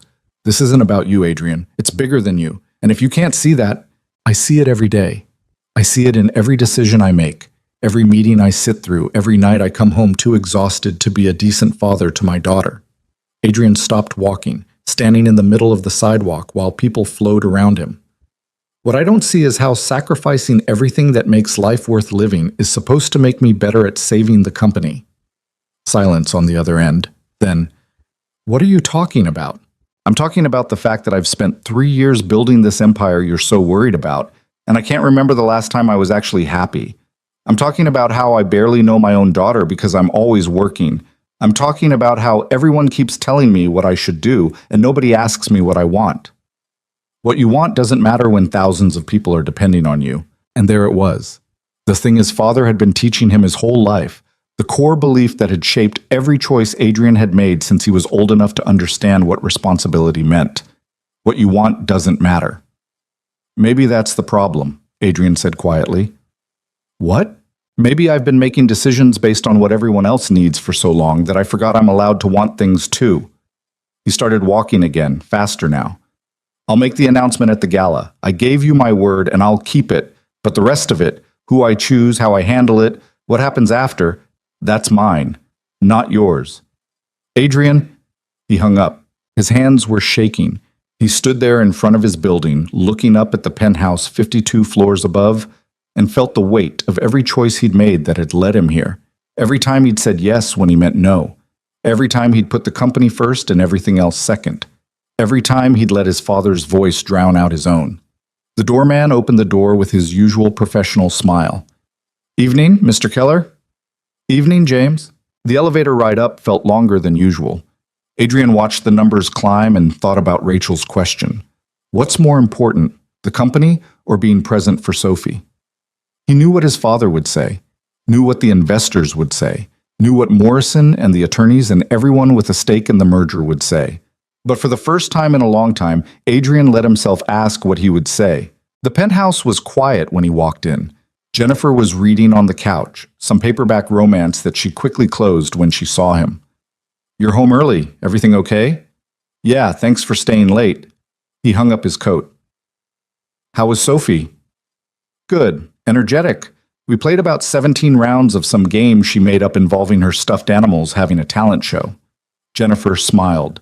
She insisted the bear should win, but the elephant clearly had better stage presence. Adrian felt something loosen in his chest. Sounds about right. She's asleep now. Went down about half an hour ago. Jennifer gathered her things. She did ask when you're going to teach her to ride a bike. Apparently some kid at school just learned. I'll add it to the list. After Jennifer left, Adrian stood in the hallway for a long moment, just breathing. Then he walked to Sophie's room and pushed open the door as quietly as he could. She was sprawled across her bed in that boneless way kids slept, one arm flung out, clutching the worn teddy bear that had been Elizabeth's. Her nightlight cast soft shadows across the walls, stars and moons that she'd picked out herself. Adrian sat down carefully on the edge of the bed, watching her breathe. She had Elizabeth's nose, his mother's chin, some combination of genetics that had produced this small, perfect person who trusted him completely, despite all the ways he kept failing her. I'm trying, sweetheart, he whispered. I don't know if I'm doing it right, but I'm trying. Sophie stirred, blinking up at him with sleepy eyes. Daddy, I'm here. Go back to sleep. Did you have a good meeting? It wasn't a meeting. It was dinner with someone new. Was she nice? Yeah, very nice. Sophie yawned. Are you going to marry her? The question shouldn't have surprised him. 6-year-olds asked everything, but it still caught him off guard. I don't think so, baby. Why? Jennifer says you need to find someone so you won't be lonely. She said it matter-of-factly, like she was reporting the weather. Are you lonely? Adrian's throat tightened. Sometimes, but I have you, so I'm not that lonely. You could get a dog. Dogs help with lonely. I'll keep that in mind. He kissed her forehead. Go back to sleep. I love you. Love you too, Daddy. She was already drifting off again, the conversation forgotten. Adrian sat there for a few more minutes, watching her sleep, trying to imagine what Elizabeth would say about all of this. She'd probably laugh at him for overthinking everything, tell him to trust his gut, remind him that the best decisions were usually the simplest ones. But Elizabeth wasn't here, and Adrian was alone with choices that felt anything but simple. He went to his own room, poured himself the usual scotch, and stood at the window looking out at Manhattan. Somewhere in this city, Claire was probably closing up her office or heading home to whatever small apartment she lived in. Somewhere, Rachel was finishing dinner service. Somewhere, his father was probably still seething about their phone call. And somewhere there was a version of Adrian's life where he made different choices, took different risks, let himself want things that weren't about responsibility or duty or what everyone else needed. He just had no idea how to get there from here. His phone buzzed with a reminder. Thursday, 7 p.m., Prospect Park, 2 days away. 2 more chances after that to find whatever it was he was supposed to be finding. The scotch burned going down, but Adrian barely tasted it. He was too busy thinking about what Rachel had said, about middle grounds he couldn't see, about questions he was afraid to ask, and about Clara, who kept pushing him toward answers he wasn't sure he wanted. Thursday arrived wrapped in cold so sharp it hurt to breathe. Adrian spent the morning in meetings that blurred together, everyone talking about contingency plans and backup options and what would happen if the merger fell through. He nodded in the right places, signed what needed signing, and felt completely disconnected from all of it. At lunch, Morrison cornered him again. Your father is talking about flying to Hong Kong himself to smooth things over with the Lee family. Let him. Adrian, if he goes over there without a clear message about your engagement, then he'll figure it out. He's good at that. Adrian grabbed his coat. I have somewhere to be. It's 2 in the afternoon. Observant as always, Morrison. He left before the conversation could continue, taking the elevator down and walking out into the December cold. He had 5 hours before he was supposed to meet candidate number 6 in Prospect Park, and he had no idea what to do with them. His feet carried him toward the village almost without conscious thought. He found himself standing in front of Books and Brew, staring at the hand-painted sign before he really registered where he'd gone. Marco spotted him through the window and waved. Adrian pushed open the door. Clara's friend, Marco grinned. She said you'd be back. Your book's behind the counter. Adrian had forgotten about the book. He took it from Marco, feeling the weight of it in his hands. That story about grief and rebuilding that had felt too close to read, but impossible to put down. Coffee? Marco was already reaching for a cup. Yeah, thanks. He settled into the same armchair he'd sat in on Saturday, opened the book, and picked up where he'd left off. The coffee shop filled and emptied around him, afternoon light shifting through the windows, the soundtrack of other people's conversations washing over him. The book's protagonist was trying to decide whether to sell his late wife's art studio or keep it as a shrine. Adrian read the passage 3 times, seeing too much of himself in the paralysis, the inability to move forward or back. You look like you're having an existential crisis. The voice startled him.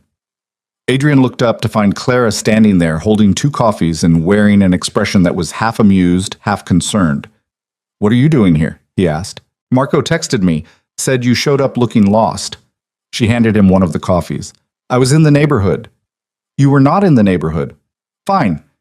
I was at my office 12 blocks away and I walked here. Same difference. Clara sat down across from him. Aren't you supposed to be at work? Probably. But instead, you're here, reading a book about grief in the middle of a Thursday afternoon. She took a sip of her coffee. Want to talk about it? Not particularly. Okay. She pulled out her own book, a different one than last time, and started reading. They sat like that for a while, reading in comfortable silence while the coffee shop hummed around them. Adrian kept glancing up, watching Clara read, the way she'd occasionally smile at something or make a small noise of disapproval. She looked completely at ease, like sitting in a coffee shop on a Thursday afternoon was exactly where she was supposed to be. Can I ask you something? Adrian said finally. Clara looked up. Sure. Why are you really helping me? And don't say it's just business, because you could have turned me away that first night. She considered the question, marking her place in the book. Honestly? Because you were the first person who walked into my office in months who actually seemed to want something real. Everyone else wants the fairy tale, the perfect match who checks all their boxes and makes all their friends jealous. You just wanted to feel less alone. I never said that. You didn't have to. It was written all over your face. She set the book aside. And because my mom built that business on the idea that everyone deserves a chance at real connection, even people who think they're too broken or too busy or too whatever to find it, I couldn't turn you away without betraying what she believed in. Your mom sounds like she was pretty great. She was.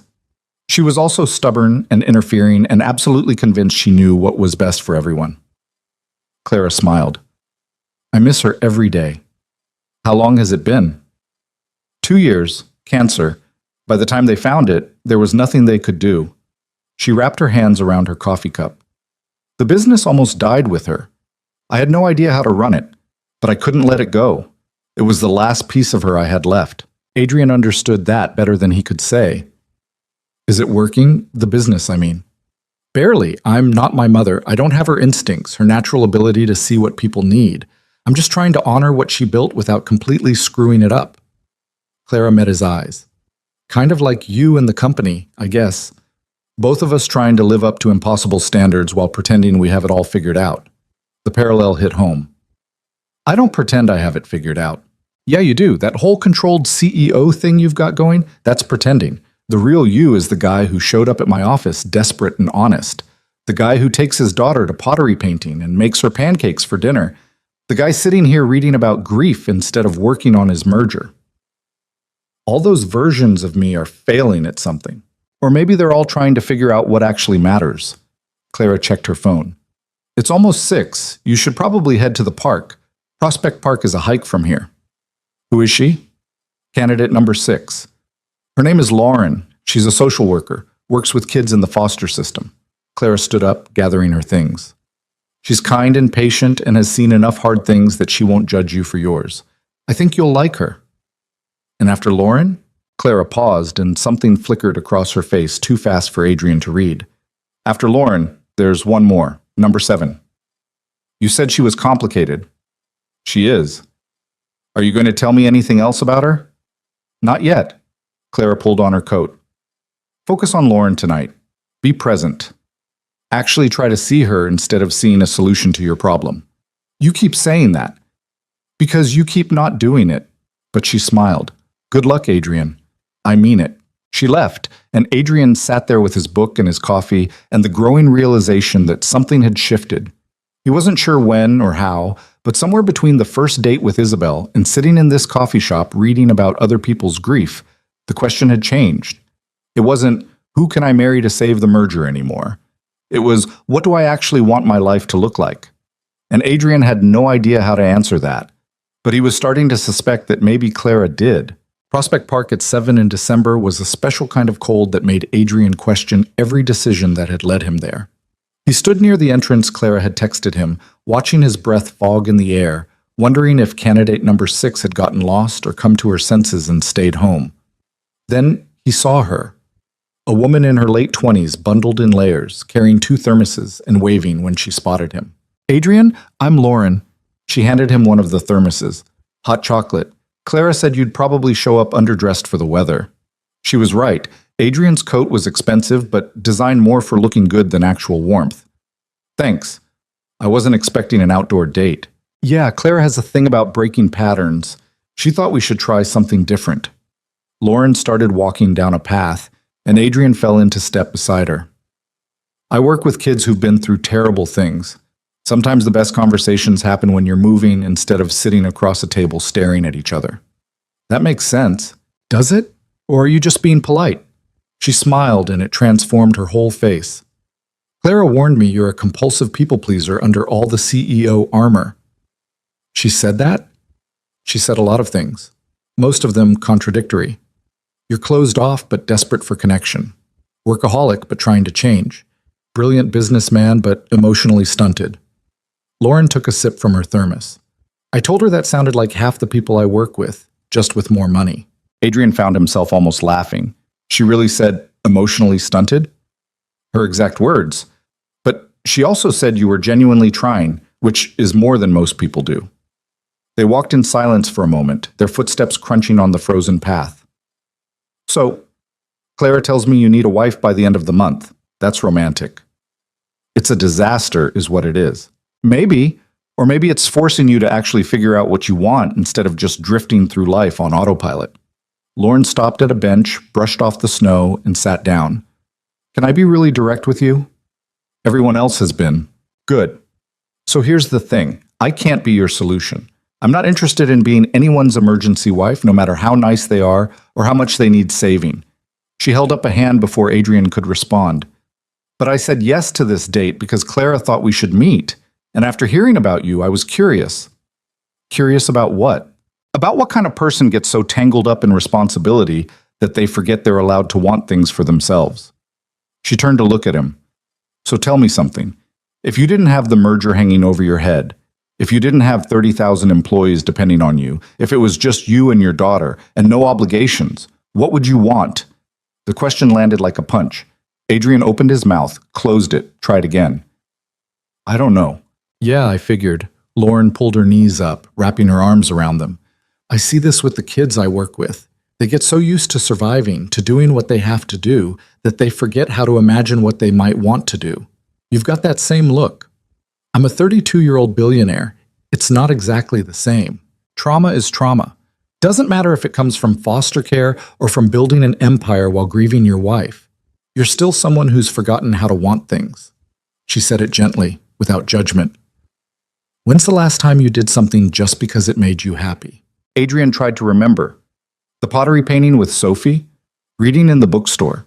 Before that, nothing came to mind. Just years of meetings and decisions and responsibilities stacking up like bricks until he couldn't see over the wall anymore. That long, huh? Lauren stood up, brushing snow off her jeans. Come on, walk with me. They walked deeper into the park, passing the occasional jogger or dog walker, people living their normal Thursday evening lives. Lauren talked about her work, about the kids she helped, about a 13-year-old who'd just been placed with a family that actually seemed to get her. That's the thing nobody tells you about this job, she said. Most of the time, you can't fix anything. You just show up and witness and hope that being seen by someone who cares makes a difference. She glanced at Adrian, kind of like what Clara's doing with you, actually. Clara's trying to find me a wife. No, she's trying to help you figure out what you actually need. The wife thing is just the excuse. Lauren stopped walking, turning to face him. Can I tell you what I see when I look at you? I have a feeling you're going to anyway. I see someone who's so scared of making the wrong choice that he's forgotten how to make any choice at all. You're letting everyone else decide what you should do. Your father, the investors, the Lee family, even Clara to some extent. And you're going along with it because it's easier than figuring out what you want. That's not... Adrian stopped himself because it was true. Every word of it. I'm not judging you. I get it. Making real choices is terrifying, especially when people are depending on you. Lauren started walking again, slower this time. But here's what I've learned from watching kids in impossible situations. The only way out is through. You can't solve this by finding the perfect wife who checks all the boxes. You have to actually decide what kind of life you want to build. And if I don't know, then you start small. What made you happy today? What made you feel like yourself instead of CEO Adrian Keller? She waited, and when Adrian didn't answer immediately, she prompted, Come on. One thing. I went to a bookstore, he said finally. I sat and read for a while. It felt good. Okay, what else? I made pancakes with my daughter last weekend. She got eggshells in the batter and we laughed about it. Keep going. There's this matchmaker who keeps calling me out on my crap, and I keep showing up to get called out on it because it feels more real than anything else in my life. The words came out before Adrian could stop them. Lauren's smile was knowing. The matchmaker being Clara. Obviously. And you realize that's significant, right? That the realest thing in your life right now is someone who sees through all your defenses. Adrian didn't answer because he didn't know how. Lauren studied his face for a long moment, then nodded like she'd confirmed something. You know what I think? I think you already know what you want. You're just terrified to admit it because it doesn't fit the plan. She checked her phone. I should get going. Early shift tomorrow. Wait, that's it? That's it. I told you I can't be your solution, but maybe I helped you see the solution you've been avoiding. Lauren pulled her coat tighter. Clara's setting you up with one more person, right? Number 7? Yeah, she won't tell me who it is. Then I'd say you have about 3 days to figure out if you're going to keep playing it safe or actually take a risk. She stuck out her hand. It was nice meeting you, Adrian. I hope you figure it out. They shook hands, and Lauren walked away into the December darkness, leaving Adrian standing alone in Prospect Park with a thermos of lukewarm hot chocolate and a head full of thoughts he didn't want to examine. He pulled out his phone and stared at Clara's contact for a long time before typing. Lauren was right about everything, wasn't she? The response came fast. Usually is. She has a gift for seeing what people need to hear. Is that why you set us up? To tell me I'm avoiding what I really want? I set you up because I thought you'd have a good conversation. What you do with it is up to you. Adrian started typing several responses, deleted them all, finally settled on, "Who's number 7, Clara?" The 3 dots appeared, disappeared, appeared again. Then, "You'll find out soon, trust me. I do trust you. That's the problem." This time the response took longer. When it came, it was just, "Sunday, 2 p.m. Meet me at my office. Don't be late." Adrian stared at the message. Sunday was 3 days away. 3 days before the final date. 4 days before the gala where he was supposed to announce an engagement he didn't have to a woman he hadn't met yet. The smart move would be to call his father, pick someone from that approved list, and handle this like the business transaction it was supposed to be. The safe move would be to stop this experiment and go back to what he knew. But standing there in the cold park, Adrian realized he didn't want to make the smart move anymore. He wanted to see what happened on Sunday. The next 3 days passed in a blur of increasingly frantic meetings. The merger was hitting unexpected snags. Legal language that needed revising, contingency clauses the Lee family wanted added, Morrison looking more stressed every time Adrian saw him. His father called twice a day, each conversation more tense than the last. Friday morning, Charles showed up at Adrian's office unannounced. "We need to talk," his father said, closing the door behind him. "I'm in a meeting in 10 minutes. Cancel it." Charles sat down without being invited, looking older than Adrian remembered. "The Lee family is getting nervous. They're hearing rumors that you don't have anyone lined up for the announcement." "Where would they hear that?" "Does it matter? The point is they're spooked. If you don't give me something concrete, a name, a background, something I can use to reassure them, they're going to pull out before we even get to the gala." Adrian leaned back in his chair. "And if I told you I'm handling it?" "I'd say I don't believe you." Charles's voice was hard. "You've been acting erratically for weeks. Mysterious absences, refusing to communicate, turning down perfectly suitable candidates. I'm starting to think you want this merger to fail." "That's ridiculous." "Is it? Because from where I'm sitting, it looks like you're sabotaging everything we've built out of some misguided idea that you deserve to find love or whatever nonsense you've convinced yourself of." The words hit like a slap. Misguided nonsense, that's what you think wanting a real relationship is? I think it's a luxury you can't afford right now. I think 30,000 jobs matter more than your feelings. Charles stood up, pacing to the window.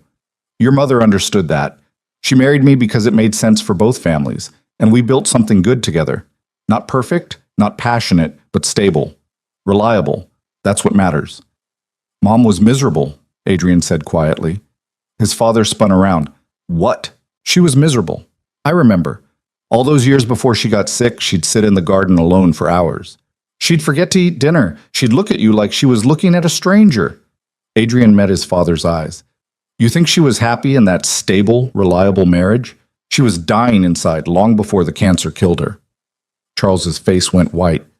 "You don't know what you're talking about. I was 19, Dad. Not blind. I saw what a loveless marriage looked like, and I watched it destroy her little by little." Adrian stood up. "I won't do that to someone else. I won't do it to myself, not even to save the company." "Then you're a fool." "Maybe. But at least I'll be a fool who actually tried to find something real." His father stared at him for a long moment, something shifting in his expression that Adrian couldn't read. Then Charles walked to the door, paused with his hand on the handle. "The gala is Monday night. If you don't make an announcement, the merger dies. And when 30,000 people lose their jobs because you wanted to play romantic hero, that's on you." He opened the door. "I hope whoever she is, she's worth it." Then he was gone, leaving Adrian alone in his office with the weight of everything he'd just said pressing down on him. His phone buzzed, a text from Sophie's school.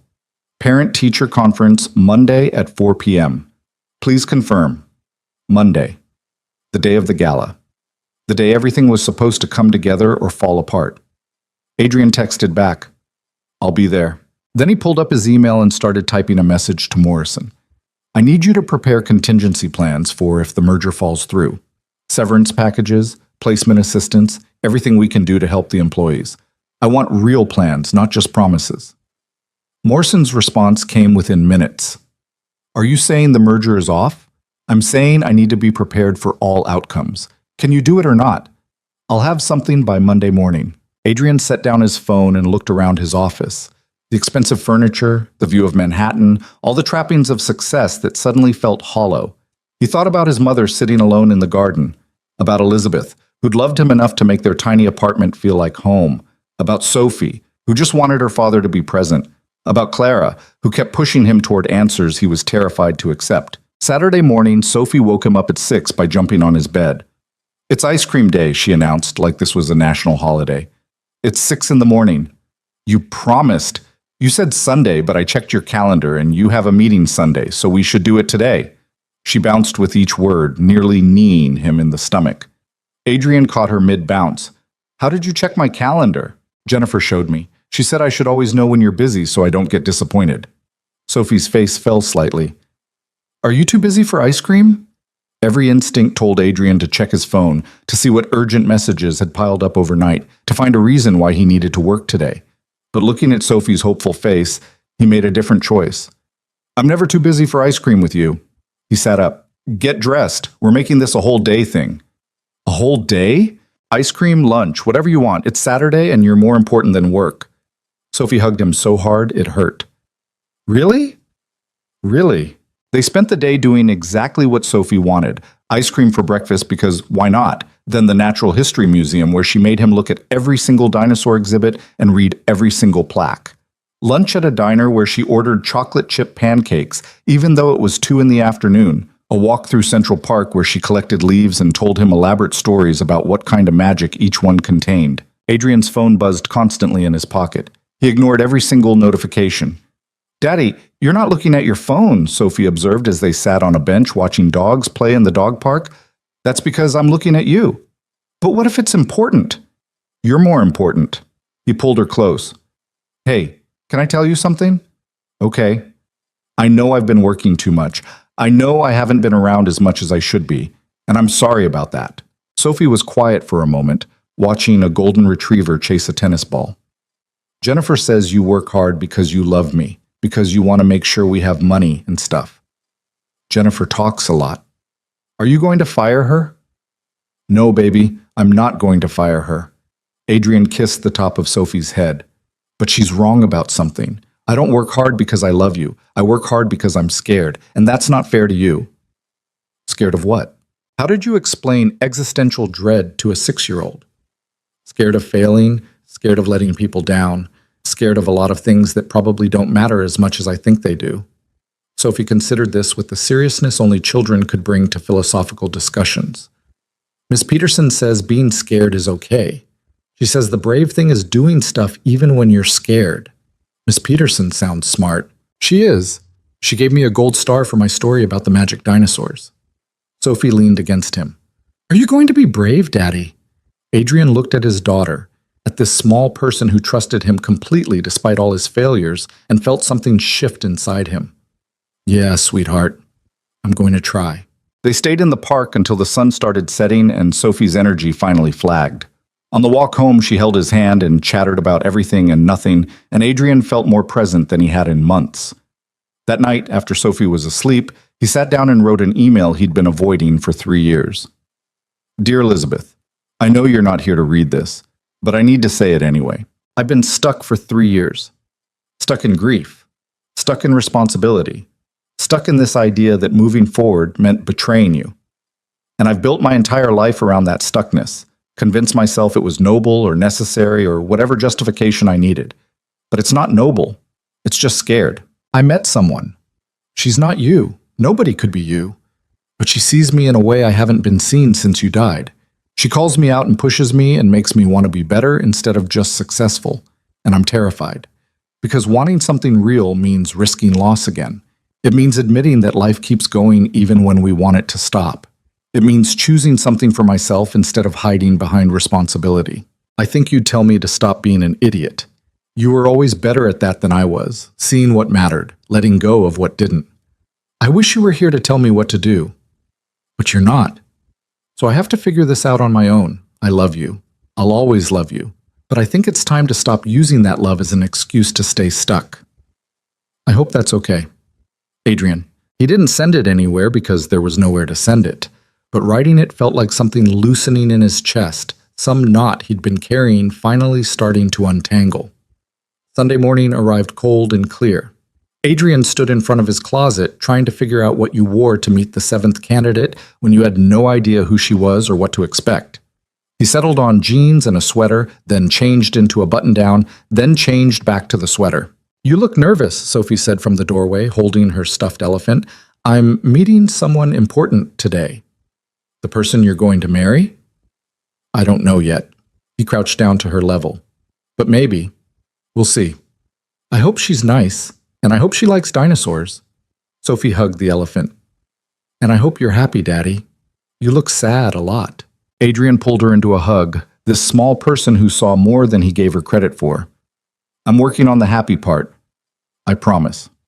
The subway to Clara's office felt longer than usual. Adrian checked his phone compulsively, reading and rereading Clara's message. 2 p.m. Don't be late. And Adrian? Be honest. Not CEO honest, actually honest. He arrived at the brownstone at 1:55. The lights were on inside, and through the window he could see Clara moving around, arranging papers, looking nervous in a way he'd never seen her before. Adrian pushed open the door. Clara spun around, and her expression was something between anxious and determined. "You're early. You said don't be late." "I said 2 o'clock. It's 1:57. Close enough." She twisted her hands together, then seemed to realize she was doing it and forced them to her sides. "Okay. So, before we do this, I need to tell you something." "Okay?" "This whole thing, the 7 dates, it wasn't just about finding you a wife. It was about helping you figure out what you actually want, what matters to you, who you are when you're not being the billionaire CEO." Clara took a breath. "And I think you've figured that out. I think you know what you want now." "Clara, what's going on? I'm getting to it. Let me finish." She started pacing, a nervous energy Adrian had never seen from her. "Each person I set you up with showed you something different. Isabel showed you that perfect on paper doesn't mean anything if there's no connection. Meredith showed you that intellect alone isn't enough. Victoria showed you that ambition without compatibility is just 2 people passing in the night. Amanda showed you that you were approaching this all wrong. Rachel showed you to ask different questions. Lauren showed you that you already know the answer. The answer to what? To what you want. Who you want." Clara stopped pacing, meeting his eyes. "Candidate number 7 isn't some stranger I found in my files, Adrian. It's not someone new you need to get to know." Understanding hit like ice water. "Clara, it's me. I'm number 7. The words tumbled out fast, like she needed to say them before she lost her nerve. "And I know that's crazy because I'm the matchmaker, not the match. I'm the one who's supposed to stay objective and professional and help you find someone else. But somewhere between that first night when you walked into my office, desperate and honest, and watching you actually try to change, and sitting in that bookstore reading with you, I stopped being objective." Adrian couldn't breathe, couldn't move, could only stand there staring at Clara as everything he'd been avoiding for weeks suddenly became impossible to ignore. "I like you," Clara continued, the words coming faster now. "I like that you make your daughter pancakes and take the subway even though you could have a driver. I like that you actually read the book Marco saved for you. I like that you're trying so hard to be better even when you don't know how. I like that underneath all the CEO armor, you're just a scared person trying to do the right thing. Clara, and I know this is completely unprofessional. I know I'm supposed to be helping you find someone suitable, someone who fits your world, someone your father would approve of. I know I'm nobody, just a broke matchmaker running her dead mother's failing business out of a brownstone that should probably be condemned." Her voice cracked slightly. "But I also know that every time I set you up with someone else, I was hoping it wouldn't work out. And that's terrible, and I'm sorry, but it's true." The silence that fell between them was deafening. Adrian could hear his own heartbeat, could hear cars passing outside, could hear everything except the right words to say. "Say something," Clara whispered. "Please. Even if it's that I'm insane and this was completely inappropriate and you want your money back. You didn't charge me anything. Then say you want me to find you someone else. Say this is crazy and we should forget I ever said anything. Say something other than just staring at me like I've grown a second head." Adrian took a step closer, then another. Clara watched him with wide eyes, looking terrified and hopeful, and so different from the confident matchmaker who'd told him she didn't do fake marriages. "I can't believe you set this whole thing up," he said finally. "I didn't set it up. I didn't plan this. Somewhere along the way, I stopped being your matchmaker and started being someone who cares about you." Clara's hands were shaking, and I thought maybe if you met all these other people and none of them felt right, you might realize that the person you've been looking for was here the whole time. Clara, but if I'm wrong, if I completely misread everything, if you actually want me to set you up with someone else for real, I will. I'll find you someone perfect who fits your world, and I'll help you save your merger, and I'll never mention this again. She was talking too fast, the words running together. "I just needed you to know, before the gala, before you make some decision based on what everyone else wants, I needed you to know that there's another option. That you don't have to settle for convenient or suitable or whatever your father thinks is appropriate. That you could, if you wanted, choose something real." Adrian reached out and took her hand, cutting off the flood of words. Clara froze. "Stop talking for a second," he said softly. "Okay? You're right. About everything." He laced his fingers through hers. "Every date I went on, I was comparing them to you. Every conversation, I was wishing I was talking to you instead. Every time my phone buzzed, I hoped it was you texting me about the next candidate because it meant I'd get to see you again." "Adrian, my turn. Let me finish." He squeezed her hand. "You scare the hell out of me, Clara, because you see through every defense I've spent years building. You don't care about the money or the company or any of the things that usually matter to people. You just see me, the scared, broken version of me that I try so hard to hide. And you stick around anyway. You're not broken. I am. But maybe broken is okay if you've got the right person helping you put the pieces back together." Adrian pulled her closer.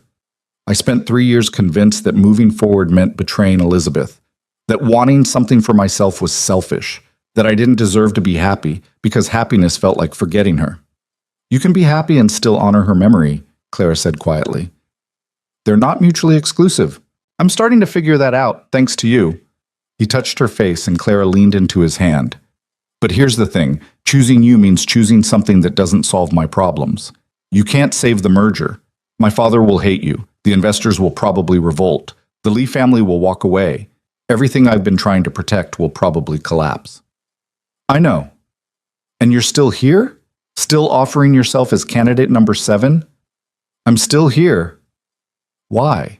Clara smiled, and it was sad and hopeful at the same time. "Because I think you need someone who cares about you more than they care about your company.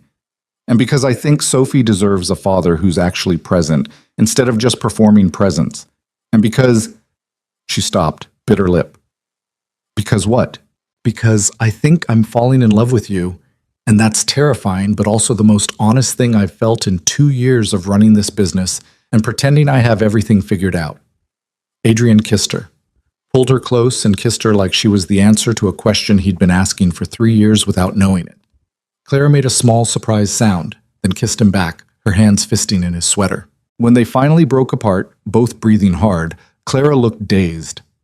"So," she said, "does this mean you're choosing candidate number 7? This means I'm choosing you.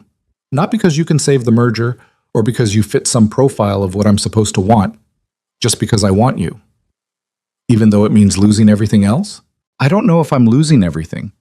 Maybe I'm finally gaining what actually matters." He rested his forehead against hers. "But I'm scared, Clara. I'm scared of failing all those people who depend on me. I'm scared of my father being right that I'm choosing selfishly. I'm scared that wanting this means I'm a terrible person." "You're not a terrible person. You're just a person." She pulled back to look at him. "And persons are allowed to want things, even when it's complicated, even when other people don't understand. The gala is tomorrow night. If I don't announce an engagement to someone suitable, the merger dies. I know. So what do we do?" Clara thought for a moment, then smiled. "We tell the truth. We go to your fancy gala tomorrow night, and when they ask you to make an announcement, you tell them you're engaged to a broke matchmaker from Brooklyn who runs her business out of a condemned brownstone, and then we see what happens. They'll lose their minds. Probably. My father will disown me. Possibly. The merger will definitely fail. Almost certainly. Clara cupped his face in her hands. But you'll be making a choice based on what you actually want instead of what everyone else needs from you, and that counts for something. Adrian thought about his mother in the garden, about Elizabeth making their tiny apartment feel like home, about Sophie asking if he was going to be brave, about 3 years of hiding behind responsibility because it was easier than risking real happiness. Okay, he said. Okay? Okay. Let's do it. Let's tell them the truth and see what happens. He pulled Clara close again, breathing her in, coffee and lavender and something that just smelled like her. But Clara, if this all falls apart, if I lose everything tomorrow night, I need you to know something. What? You'll still be worth it. She kissed him again, slower this time, and Adrian felt something inside him finally settle into place. Not solved, not fixed, but right in a way nothing had felt right in years. They stood there in Clara's tiny office, surrounded by decades of photographs of couples she'd helped bring together, and for the first time since Elizabeth died, Adrian let himself believe that maybe happiness wasn't betrayal. Maybe it was just life, continuing despite everything. And maybe that was okay. Adrian left Clara's office around 5, after they'd sat on her worn couch for 2 hours talking about everything and nothing, what they'd tell Sophie, how they'd handle the inevitable explosion at the gala, whether Clara owned anything remotely formal enough for a billionaire's Christmas party. She didn't, it turned out, which made Adrian laugh harder than he had in months. I have a dress, she protested. It's perfectly nice. When's the last time you wore it? My cousin's wedding, 2 years ago. Does it still fit? Clara threw a couch pillow at him. You're not supposed to ask women that. I'm asking if you need a new dress for tomorrow night. There's a difference. I don't need you buying me things, Adrian. It's not about need. It's about wanting you to feel comfortable when we walk into a room full of people who are going to judge every single thing about you. He caught her hand. Let me do this. Please. She'd argued for another 10 minutes before finally agreeing, and now Adrian was heading home with a plan that felt both completely right and absolutely insane. Tell the truth. Introduce Clara as his fiancée. Watch everything fall apart and hope something better emerged from the rubble. Simple. Terrifying. Honest. Sophie was having dinner when he walked in, chicken fingers and broccoli that she was systematically avoiding. Daddy! She jumped up, abandoning the broccoli with clear relief. Jennifer made me eat vegetables. Jennifer is wise. He kissed the top of her head. Can we talk for a minute? Sophie's eyes went wide. Am I in trouble? No, baby, you're not in trouble. I just need to tell you something important. Adrian sat down at the table, and Sophie climbed into the chair next to him, suddenly serious. Remember how I told you I was trying to find someone so I wouldn't be lonely? Did you find her? Yeah, I found her. He took a breath. Her name is Clara. She's the one who's been helping me meet people, actually. And she's really nice and really smart, and she thinks dinosaurs are cool. Sophie's whole face lit up. Really? Really? And I was wondering, if it's okay with you, maybe you could meet her sometime soon. Like tomorrow? Maybe not tomorrow. Tomorrow's complicated. He didn't want to explain the gala to a 6-year-old. But soon, this week. Would that be okay? Sophie considered this with the gravity of a Supreme Court judge. Is she going to be my new mom? The question hit Adrian square in the chest. I don't know yet, sweetheart. We're still figuring things out. But I like her a lot, and I think you might like her too. Does she like pancakes? I don't know. We can ask her. Does she know about magic leaves? Probably not. You'll have to teach her. Sophie nodded slowly. Okay. But Daddy? Yeah? I don't want you to be lonely anymore, so if Clara makes you happy, then I think you should marry her. She said it with such simple certainty, like happiness was an obvious choice instead of a terrifying risk. Adrian pulled her into a hug, this small, wise person who somehow understood things he was still learning. When did you get so smart? I've always been smart. You just don't notice because you're always working. But she was smiling when she said it, wrapping her arms around his neck. They finished dinner together. Adrian even ate some of the broccoli to set a good example. And then he gave Sophie her bath and read her 3 stories instead of the usual one.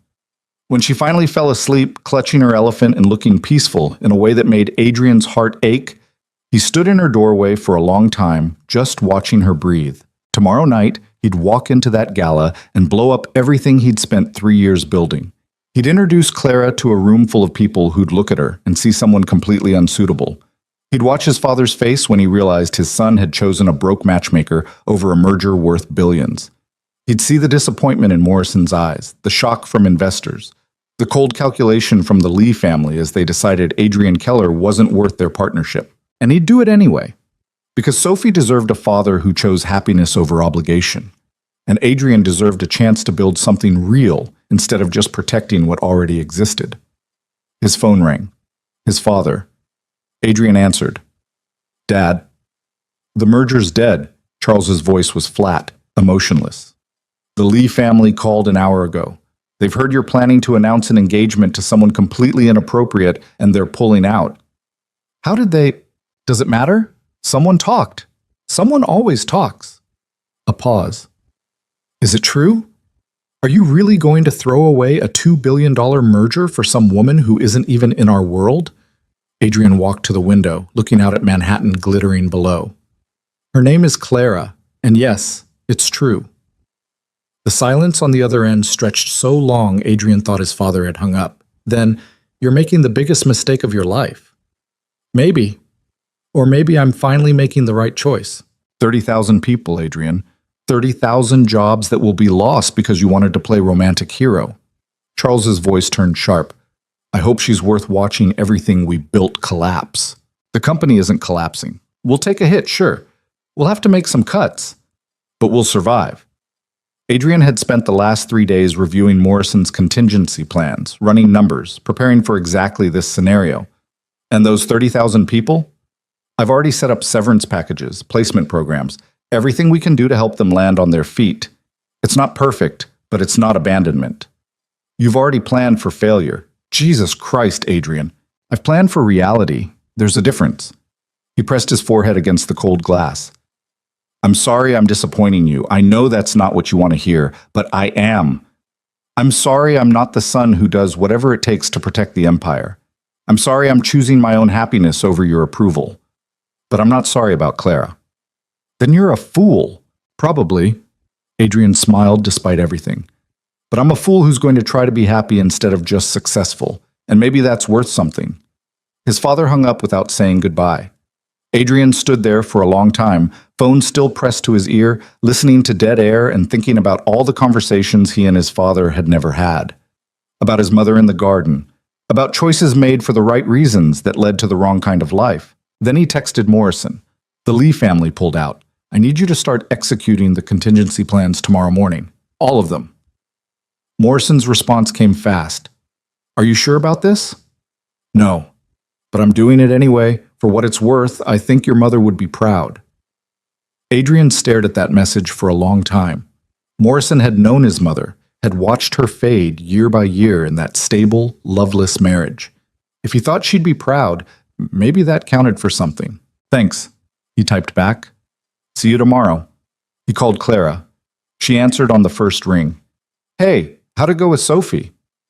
"She wants to know if you like pancakes and magic leaves." Adrian sat down on the couch, suddenly exhausted. "Also, the merger's officially dead. The Lee family pulled out an hour ago." Clara was quiet for a moment. "How are you feeling?" "Terrified. Relieved. Like I just jumped off a cliff, and I'm not sure if there's water at the bottom or rocks." He rubbed his eyes. "My father called me a fool." "Are you?" "Definitely." "Good. The world needs more fools who choose happiness." He could hear her smile through the phone. "We don't have to go tomorrow, you know. If it's too much, if you want to just skip the whole thing." "No. We're going. We're going to walk in there together, and I'm going to introduce you to everyone, and we're going to let them think whatever they want to think." Adrian's voice steadied. "I'm done hiding, done choosing what's safe over what's real." "Okay, then I'll meet you there. 7 o'clock? I'll pick you up at 6:30. "Adrian, I can take the subway." "Clara, let me pick you up. Let me do this right." He softened his voice. "Please." "Okay, 6:30. A pause. "I'm scared." "Me too. But we're doing it anyway?" "We're doing it anyway." After they hung up, Adrian sat in the quiet penthouse and thought about bravery. about how it wasn't the absence of fear, but the choice to act despite it. About how Sophie had understood that at 6 years old, while Adrian had spent 3 years running from it. Tomorrow night would be a disaster. He knew that. But it would be an honest disaster, and somehow that felt better than a successful lie. Monday arrived too fast and too slow simultaneously. Adrian spent the morning in meetings executing the contingency plans, severance packages, job placement assistance, press releases explaining the merger's collapse in language that didn't assign blame. Morrison handled most of it with grim efficiency, occasionally shooting Adrian looks that might have been judgment or sympathy or both. At 4 o'clock, Adrian left for Sophie's parent-teacher conference. Ms. Peterson was young and enthusiastic and clearly loved teaching. Sophie's doing wonderfully, she said, pulling out a folder of Sophie's work. Her reading is above grade level, her math skills are solid, and her creativity is off the charts. Have you seen these stories she writes? Adrian looked at the papers Ms. Peterson spread across the desk. Elaborate tales about dinosaurs who solved mysteries and went on adventures. Sophie's handwriting, wobbly and determined and completely hers. I didn't know she was writing stories. Oh yes, almost every day during free time. She has quite the imagination. Ms. Peterson smiled. She talks about you a lot, you know, about how hard you work, how you're trying to spend more time with her. I am trying. It shows. She's been much happier the last few weeks, more settled. Ms. Peterson closed the folder. Kids know when their parents are present, Mr. Keller. Not just physically there, but actually present. Sophie knows you're trying, and that matters to her. Adrian left the school feeling lighter than he had in days. Sophie was happy. He was trying. Those were the things that actually mattered, not mergers or his father's approval, or what investors thought about his choices. At 6:15, he picked up the dress he'd had delivered to Clara's office, something simple and elegant that hopefully wouldn't make her feel like she was wearing a costume. Then he drove to her brownstone. Clara answered the door in jeans and an old t-shirt, her hair still wet from the shower. I know. I'm running late. She grabbed the dress bag from him. Give me 10 minutes. Take your time. He waited in her office, looking at all those photographs of couples his mother-in-law had brought together. Decades of people who'd found each other against the odds, who'd built lives together that mattered. He wondered if someday there'd be a photo of him and Clara up there, proof that sometimes the matchmaker was the match all along. When Clara emerged 15 minutes later, Adrian forgot how to breathe. The dress was perfect, dark blue, simple lines, elegant without being flashy. But it was Clara herself who stopped his heart. Hair down for once, minimal makeup, looking nervous and beautiful, and so completely herself that Adrian wondered how he'd ever thought anyone else could be the answer. Too much? She touched her hair self-consciously. You're perfect. I'm terrified. Me too. He offered his hand. Ready? Absolutely not. But she took his hand anyway. Let's go anyway. The drive to the gala was quiet. Clara stared out the window at the city passing by, occasionally smoothing down her dress or touching her hair. Adrian held her other hand and tried not to think about what was waiting for them. The venue was the kind of place that made wealth look understated. The Metropolitan Museum, closed to the public for the evening, transformed into a winter wonderland with white lights and ice sculptures and enough flowers to stock a small garden. Photographers lined the entrance, cameras flashing as guests arrived in designer gowns and custom tuxedos. Marcus pulled up to the entrance, and Adrian felt Clara tense beside him. We can still leave, he said quietly. Just say the word. And miss seeing your father's face when you introduce me? Not a chance. She squeezed his hand. Let's do this. They stepped out into a storm of camera flashes. Adrian heard the whispers immediately. Who was she? Where did she come from? Why was Adrian Keller arriving with a complete unknown?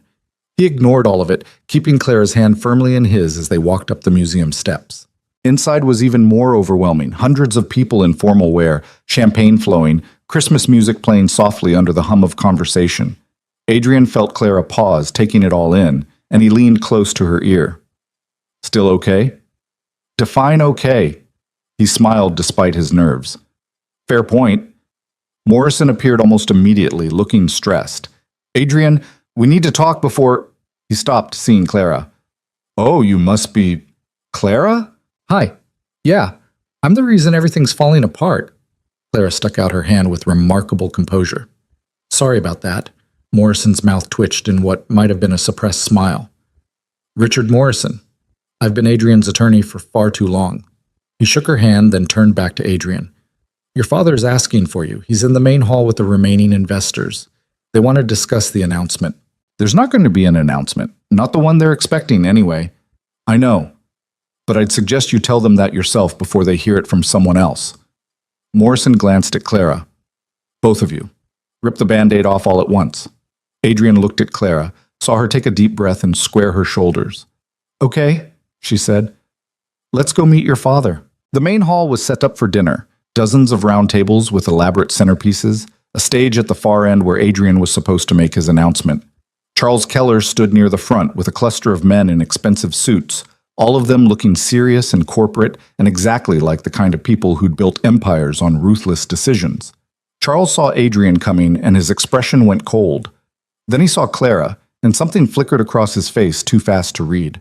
Gentlemen, Adrian said, stopping in front of the group, I'd like to introduce you to Clara Moretti. Clara, this is my father, Charles Keller, and several investors whose names I'm about to forget because I'm too nervous to remember anything. The investors laughed uncomfortably. Charles didn't. Miss Moretti. His father's voice was ice. I've heard a lot about you. I doubt any of it was good. Clara met his eyes without flinching. But for what it's worth, I didn't plan this. I was just trying to help your son find what he was looking for. And what was he looking for? Someone who sees him as a person instead of a portfolio. She said it simply, without apology. Turns out that was me. Neither of us expected it. One of the investors cleared his throat. Mr. Keller, perhaps we should discuss the announcement. There's not going to be an announcement, Adrian said. At least not the one you're expecting. The Lee family has already pulled out of the merger. It's done. So instead of pretending otherwise, I'm going to tell everyone the truth. Charles's jaw tightened. The truth being that I met someone, that I'm choosing her over a business deal, that I'd rather fail at the merger than succeed at building a life I don't actually want. Adrian looked at Clara, then back at his father. That I'm done making decisions based on what everyone else needs instead of what I need. That's very touching, one of the investors said dryly. But what about the 30,000 employees who'll lose their jobs? We have contingency plans in place, severance packages, placement assistance, everything we can do to help them transition. Adrian's voice steadied. It's not perfect, but it's not abandonment either, and it's the best I can do while also choosing to have an actual life. The investors exchanged looks. His father stared at him like he was a stranger. Then Morrison spoke up from behind them. For what it's worth, gentlemen, I've reviewed the contingency plans. They're solid. Better than most companies would offer in this situation. Mr. Keller has been preparing for this outcome for days. Preparing to fail, Charles said bitterly. Preparing to be honest. Adrian met his father's eyes. I know that's not what you taught me. I know you think wanting happiness is weakness, but I watched Mom die slowly in a marriage that looked perfect on paper, and I won't do that to someone else. I won't do it to myself, not even to save the company. The silence that followed was suffocating. Clara's hand tightened in Adrian's, and he drew strength from it. Finally, one of the investors, a man named Harrison, who'd been with the company since Adrian's mother was alive, spoke. Your mother was miserable, he said quietly. Everyone knew it. Everyone pretended otherwise, but we knew. He looked at Charles. I always wondered if things would have been different if she'd chosen happiness over duty. That's not relevant, Charles said sharply. Isn't it? Harrison turned to Adrian. I can't speak for the others, but I'm not pulling my investment. Take the hit from the merger, execute your plans, and rebuild. I've seen you do it before. You'll do it again. Another investor nodded. Same. I'm in this for the long haul, not just the next deal. One by one, the investors committed to staying. Not all of them. 2 walked away immediately, heading for the door and presumably their attorneys. But enough stayed that Adrian felt something loosen in his chest. Well, Morrison said into the awkward silence. That went better than expected. Charles turned and walked away without saying a word. Adrian watched him go, feeling the weight of 20 years of trying to earn approval he'd never quite receive. Clara leaned close. You okay? Yeah, I think I am. He squeezed her hand. Come on, let's get this over with. The speech was supposed to happen at 8. At 7:55, Morrison found them and gave Adrian a microphone and a look that clearly said, good luck, you're going to need it. Adrian stood on the stage looking out at hundreds of faces, investors, employees, socialites who'd come for the spectacle, reporters who smelled a story. He found Clara standing near the back, and she gave him a small nod. "Good evening," he started, and the room quieted. "Thank you all for coming tonight. I know you're expecting me to announce my engagement to someone appropriate, someone who fits the profile of what a billionaire's wife should be, someone who'd help close the merger and make everyone's lives easier." The crowd shifted uncomfortably. "But I'm not going to do that, because that would be a lie, and I'm done lying." He took a breath. "The merger with the Lee family is dead. It fell through because I couldn't pretend to be something I'm not. And yes, that means we'll take a financial hit. Yes, that means some positions will be eliminated, but it also means I get to build a company based on honesty instead of convenience." Someone in the crowd whispered. Adrian ignored it. "3 weeks ago, I walked into a matchmaking office desperate for a solution to a business problem. I thought I could find someone suitable, announce an engagement, and save the merger. Simple transaction." He found Clara in the crowd again. "But I met someone who saw through that immediately. Someone who refused to help me fake a marriage but offered to help me find something real instead." Clara was smiling now, tears in her eyes. "Her name is Clara Moretti. She runs a small matchmaking business in Brooklyn. She has no interest in my money or my company or any of the things that usually matter in my world. She just sees me, the scared, imperfect version of me, and somehow thinks I'm worth her time anyway." Adrian's voice cracked slightly. "And I'm choosing her, not because she solves my problems, but because she makes me want to be better at solving them myself." The room erupted in whispers. Adrian saw his father standing near the exit, expression unreadable. "So if you came here tonight expecting a business announcement, I'm sorry to disappoint you. But if you came here for the truth, here it is. I'm engaged to a woman who makes me happy. The merger failed. The company will survive. And for the first time in 3 years, I'm choosing my life over my legacy." He set down the microphone and walked off the stage, ignoring the explosion of conversation behind him. Clara met him halfway, and he pulled her into his arms right there in front of everyone. "That was insane," she whispered against his shoulder. "Completely. Your father looks like he wants to murder you." "Probably. The reporters are taking about 1,000 pictures right now. Let them." He pulled back to look at her. "You okay?" "I'm unemployed," Clara said. "After that speech, nobody's going to come to a matchmaker who ended up marrying her own client. My business is definitely dead." "I'm sorry. I'm not." She laughed, and it sounded free. "I hated running that business. I was only doing it to honor my mom, but I'm terrible at it. Maybe this is the push I needed to do something else." "Like what?" "I have no idea, but we'll figure it out." She kissed him, and Adrian heard cameras clicking like crazy. Together. They left the gala 20 minutes later, escaping through a side exit while reporters shouted questions and guests stared. Marcus was waiting with the car, and neither he nor Adrian said anything about the fact that Adrian was grinning like an idiot. "Where to, sir?" "Home. But can we stop somewhere first?"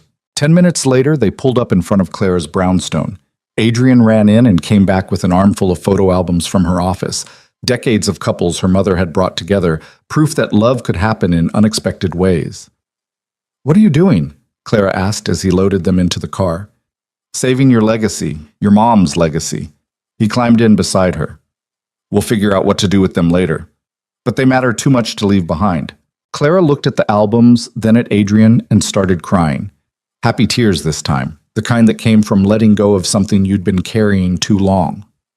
The penthouse was quiet when they arrived. Jennifer had put Sophie to bed hours ago, leaving a note that said she'd seen the news and congratulations, and also please give her a raise. Adrian laughed at that, making a mental note to do exactly that. He led Clara to the living room, and they sat on the couch surrounded by the photo albums, looking through decades of proof that love could work when people actually chose it. "Your mom would be proud," Adrian said, studying a photo from the 80s. A couple on their wedding day, looking at each other like nothing else existed. "I think she'd be shocked I married one of my own clients." But Clara was smiling. Though knowing her, she probably saw it coming before I did. "Are we actually getting married? Or was that just for the speech?" I looked at him. "Do you want to marry me?" "Yeah, I really do." He took her hand, not because it solves anything or makes sense on paper, just because I want to wake up next to you and figure out life together, and introduce you to Sophie properly, and make pancakes on Sundays. That's the most unromantic proposal I've ever heard. I'm new at this. "I know." She kissed him. Yes, I'll marry you. For all those unromantic reasons and a few romantic ones too. They fell asleep on the couch, still looking at albums, Clara curled against Adrian's side, both of them exhausted and happy and completely uncertain about what came next. Adrian woke up to Sophie standing over them, poking his shoulder. "Daddy, why is there a lady on our couch?" He blinked awake, disoriented. Clara was still asleep, her head on his chest. "This is Clara, remember? I told you about her." Sophie's eyes went wide. "The one who likes dinosaurs." "We haven't actually confirmed that yet. Maybe you should ask her." As if on cue, Clara stirred, opening her eyes and immediately looking panicked when she saw Sophie. "Oh, hi, you must be... I'm Sophie. Do you like dinosaurs?" Clara sat up, trying to smooth her wrinkled dress. "I don't know much about them, but I'd love to learn. I can teach you. I know everything. Well, not everything, but almost everything. Did you know that pterodactyls aren't actually dinosaurs? They're flying reptiles. Most people don't know that, but I do." "That's very impressive." Clara looked at Adrian helplessly, and he smiled. "Sophie, Clara and I need to talk to you about something. Want to come sit with us?" Sophie climbed onto the couch between them, suddenly serious. "Are you going to get married?" "Would that be okay with you?" Adrian asked. Sophie thought about it. "Will she live here?" "Probably, if that's okay." "Will she make me eat broccoli?" Clara laughed. "Only if your dad says you have to." "Can she tell bedtime stories?" "I can try. I'm not sure I'm as good as your dad, though." Sophie looked between them, considering with the gravity of someone making a life-altering decision. Then she nodded. "Okay, you can marry her, but she has to meet Mr. Elephant first. He's very particular about new people." "I would be honored to meet Mr. Elephant," Clara said seriously. Sophie ran off to get the elephant, leaving Adrian and Clara alone for a moment. "That went well," Clara said. "You haven't met Mr. Elephant yet. He's tough. I'll win him over." She leaned against Adrian. "So this is really happening. We're really doing this." "Seems like it. Your father is going to hate me forever. Probably. The company is going to struggle for a while. We'll manage. I have no idea what I'm going to do for work now that my business is dead. We'll figure it out." He kissed her temple. Together. Sophie came back with Mr. Elephant and proceeded to conduct a very serious interview where Clara had to answer questions about her favorite color, whether she believed in magic, and if she thought ice cream was a vegetable. Somehow, Clara passed the test, and Mr. Elephant gave his approval in whatever way stuffed elephants approved of things. The rest of the day was spent introducing Clara to Sophie's world. The fort made of couch cushions, the collection of magic leaves, the drawings taped to the fridge. Clara threw herself into it with genuine enthusiasm, asking questions and playing along and somehow understanding that 6-year-olds needed to be taken seriously. By evening, Sophie had decided Clara was her new best friend and proceeded to make elaborate plans for all the things they'd do together. Adrian watched them from the kitchen, making dinner, and felt something he hadn't felt in 3 years. Hope. Not the desperate kind that came from needing things to work out. The quiet kind that came from choosing something real and trusting it would be enough. His phone buzzed. A message from Morrison. "The board met this morning. They're standing behind you. Charles is out as chairman effective immediately. They want you to present a new direction at next month's meeting." Adrian stared at the message. His father out. After all those years of building the company together, Charles had finally lost the power struggle he'd started the moment Adrian took over as CEO. Another message came through, this one from an unknown number. "This is Harrison. For what it's worth, your mother would have loved Clara. She always said you needed someone who'd call you on your bullshit. H." Adrian smiled, setting down the phone. In the living room, Sophie was showing Clara her dinosaur encyclopedia, while Clara listened with exaggerated fascination. This was what mattered, not boardrooms or mergers or his father's approval. This. Right here. Real and messy and completely imperfect. 2 weeks later, Adrian stood in Morrison's office, signing papers that officially restructured the company. They were smaller now, about 20% of positions had been eliminated despite the severance packages and assistance programs. It hurt, every single job lost, but it wasn't the catastrophe his father had predicted. "We'll rebuild," Morrison said, closing the last folder. "It'll take time, but we'll rebuild." "I know. And Clara, how's she adjusting?" Adrian smiled. "She's teaching Sophie Italian and helping me figure out which employees we can hire back first. Also, she started consulting with other matchmakers, helping them modernize their businesses. Turns out she's good at that. Good for her. Morrison stood up. Your father called me yesterday. What did he want?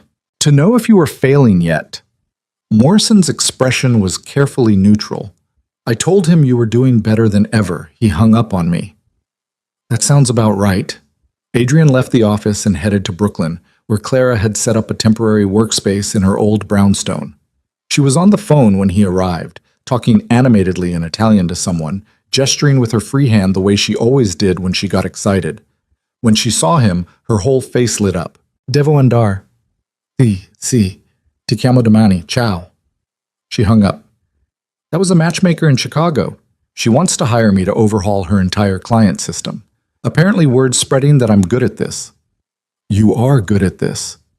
Better than I ever was at actually matchmaking. She stood up, stretching. How'd the meeting go? Company's stable. Morrison thinks we'll be back to full strength within 18 months. And your father? Still not speaking to me. But I'm learning to be okay with that. Adrian pulled her close. How was your day? Sophie's teacher called. Apparently she's been telling everyone at school that her new mom is teaching her Italian, and they're going to go to Rome someday. New mom? Her words, not mine. But Clara looked up at him. I kind of like it. Yeah? Yeah. She kissed him. Is that okay? It's more than okay. Adrian held her, breathing in the smell of coffee and lavender that he'd come to associate with home. We should probably actually get married at some point, though. Make it official. Are you asking me to set a date? I'm saying let's not wait. Let's just do it. Something small. Just us and Sophie and whoever matters. Clara thought about it. Okay, but I'm not wearing white. And we're not doing it in some fancy venue. Somewhere real. Somewhere that actually means something. They got married 3 weeks later on a cold January morning at the bench in Brooklyn where Clara used to sit with her mother.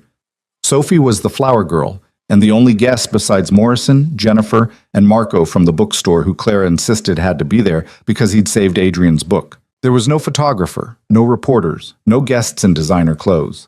Just Clara in a simple blue dress, Adrian in a suit Sophie had helped him pick out, and vows they'd written themselves about choosing each other every day even when it was hard. When they kissed, Sophie cheered and Mr. Elephant apparently approved because she held him up like he was celebrating too. Afterward, they had lunch at a small Italian restaurant Clara loved, and Adrian felt more married in that crowded, noisy space than he ever would have felt in the Metropolitan Museum. That night, after Sophie was asleep and they were alone in what was now their penthouse instead of just his, Clara curled up next to Adrian on the couch. Do you ever regret it? She asked quietly. Choosing this over the merger? Adrian thought about it honestly. Sometimes I worry about the people who lost their jobs. Sometimes I wonder if I could have found a middle ground. But regret choosing you? Never. Even though your father won't speak to you? Even though. He kissed her forehead. He spent his whole life choosing duty over happiness, and it killed my mother slowly. I won't make that same mistake. What if he never comes around? Then he doesn't. I can't control that. I can only control what I choose. Adrian pulled her closer. And I choose you, every time. They sat in comfortable silence for a while, just being together in the quiet penthouse that felt more like home every day. You know what I think? Clara said eventually. What? I think people spend so much time trying to make the perfect choice that they forget there's no such thing. Every choice costs something. Every path means giving up other paths. The question isn't which choice is perfect, it's which choice you can live with. That's very wise. I'm very wise. You should listen to me more often. But she was smiling. I gave up my mother's business for you. You gave up a massive merger for me. We both chose something uncertain over something safe, and yeah, it's scary, but it's also the most honest thing either of us has ever done. Adrian thought about that, about honesty versus safety, about choosing the uncertain path because it felt right, instead of the certain path because it looked right, about how his mother had chosen safety, and it had killed her slowly, while he'd chosen uncertainty, and it had made him feel alive again. My mom left me a letter, he said suddenly, before she died. I found it in her things after the funeral, but I couldn't read it for years. What did it say? That she'd spent her whole life making choices based on what other people needed, and she regretted every single one. that she hoped I'd be braver than she was, that real love wasn't about finding someone perfect, it was about finding someone worth being imperfect with. He met Clara's eyes. I think she'd really like you. I wish I could have met her. Me too. They sat there holding each other while outside Manhattan hummed with its usual chaos. Millions of people making millions of choices, most of them uncertain, all of them hoping they were doing the right thing. A year later, Adrian stood in the renovated brownstone that used to house Moretti Matchmaking and now held something new. Clara had transformed it into a consulting space where she helped small businesses modernize and thrive, but they'd kept one wall covered in photos. All those couples her mother had brought together, proof that love could work when people chose it honestly. Sophie ran through the space, showing her new little brother around, even though he was only 3 months old and couldn't understand anything she was saying. But she didn't care. She had a family now, a real one, and she took her big sister duties very seriously. Daddy, can I show him my office? Sophie had claimed a small corner of the space as her own, complete with a tiny desk where she wrote her dinosaur stories. Sure, baby, just be careful with him. Clara appeared with coffee, looking exhausted but happy in the way new mothers did. I can't believe you let her call that corner an office. She's learning about entrepreneurship. It's educational. She's 6. Almost 7, and she's already a better writer than half the people I negotiate with. Adrian took the coffee gratefully. How are you holding up? Tired, overwhelmed, wondering how people do this with multiple kids. But she was smiling, also really happy. Is it possible to be all those things at once? Apparently. The company had recovered, slowly but steadily. They were back to 80% of their previous size, with a new focus on sustainable development that actually meant something instead of just looking good in press releases. Adrian worked less, delegated more, and made it home for dinner most nights. His father still didn't speak to him. Harrison said Charles watched from a distance, reading every article about the company's recovery, but pride kept him from reaching out. Adrian had made peace with that. Some wounds didn't heal, and that was okay. What mattered was what he'd built instead. A marriage based on honesty, a family that felt real, a company that did good work without consuming his entire life. Not perfect, but real. And real was better than perfect any day. You know what I was thinking? Clara said, watching Sophie carefully hold her baby brother. What? Your mom's letter, about finding someone worth being imperfect with. She leaned against him. I think that's what we are. 2 imperfect people who keep choosing each other despite all the reasons it would be easier not to. That's pretty much love, isn't it? Yeah, I think it is. They stood there watching their family. Sophie whispering to her baby brother about dinosaurs, sunlight streaming through the windows of a brownstone that had witnessed decades of love stories, all of them messy and real and completely imperfect. And Adrian realized that 3 years ago, he'd walked into this building desperate for a solution to a business problem. What he'd found instead was something infinitely better, a reason to stop hiding behind responsibility and start choosing the life he actually wanted. The merger had failed. His father wouldn't speak to him. The path forward was still uncertain in 100 different ways, but he had Clara. He had Sophie. He had a son who couldn't even hold his head up yet, but who already had his mother's eyes. He had a company doing work that mattered instead of just work that made money. He had Sunday pancakes and magic leaves and bookstores where he could just be himself. He had a life worth living instead of just a life worth defending. And in the end, that was the only choice that mattered. Not the perfect choice.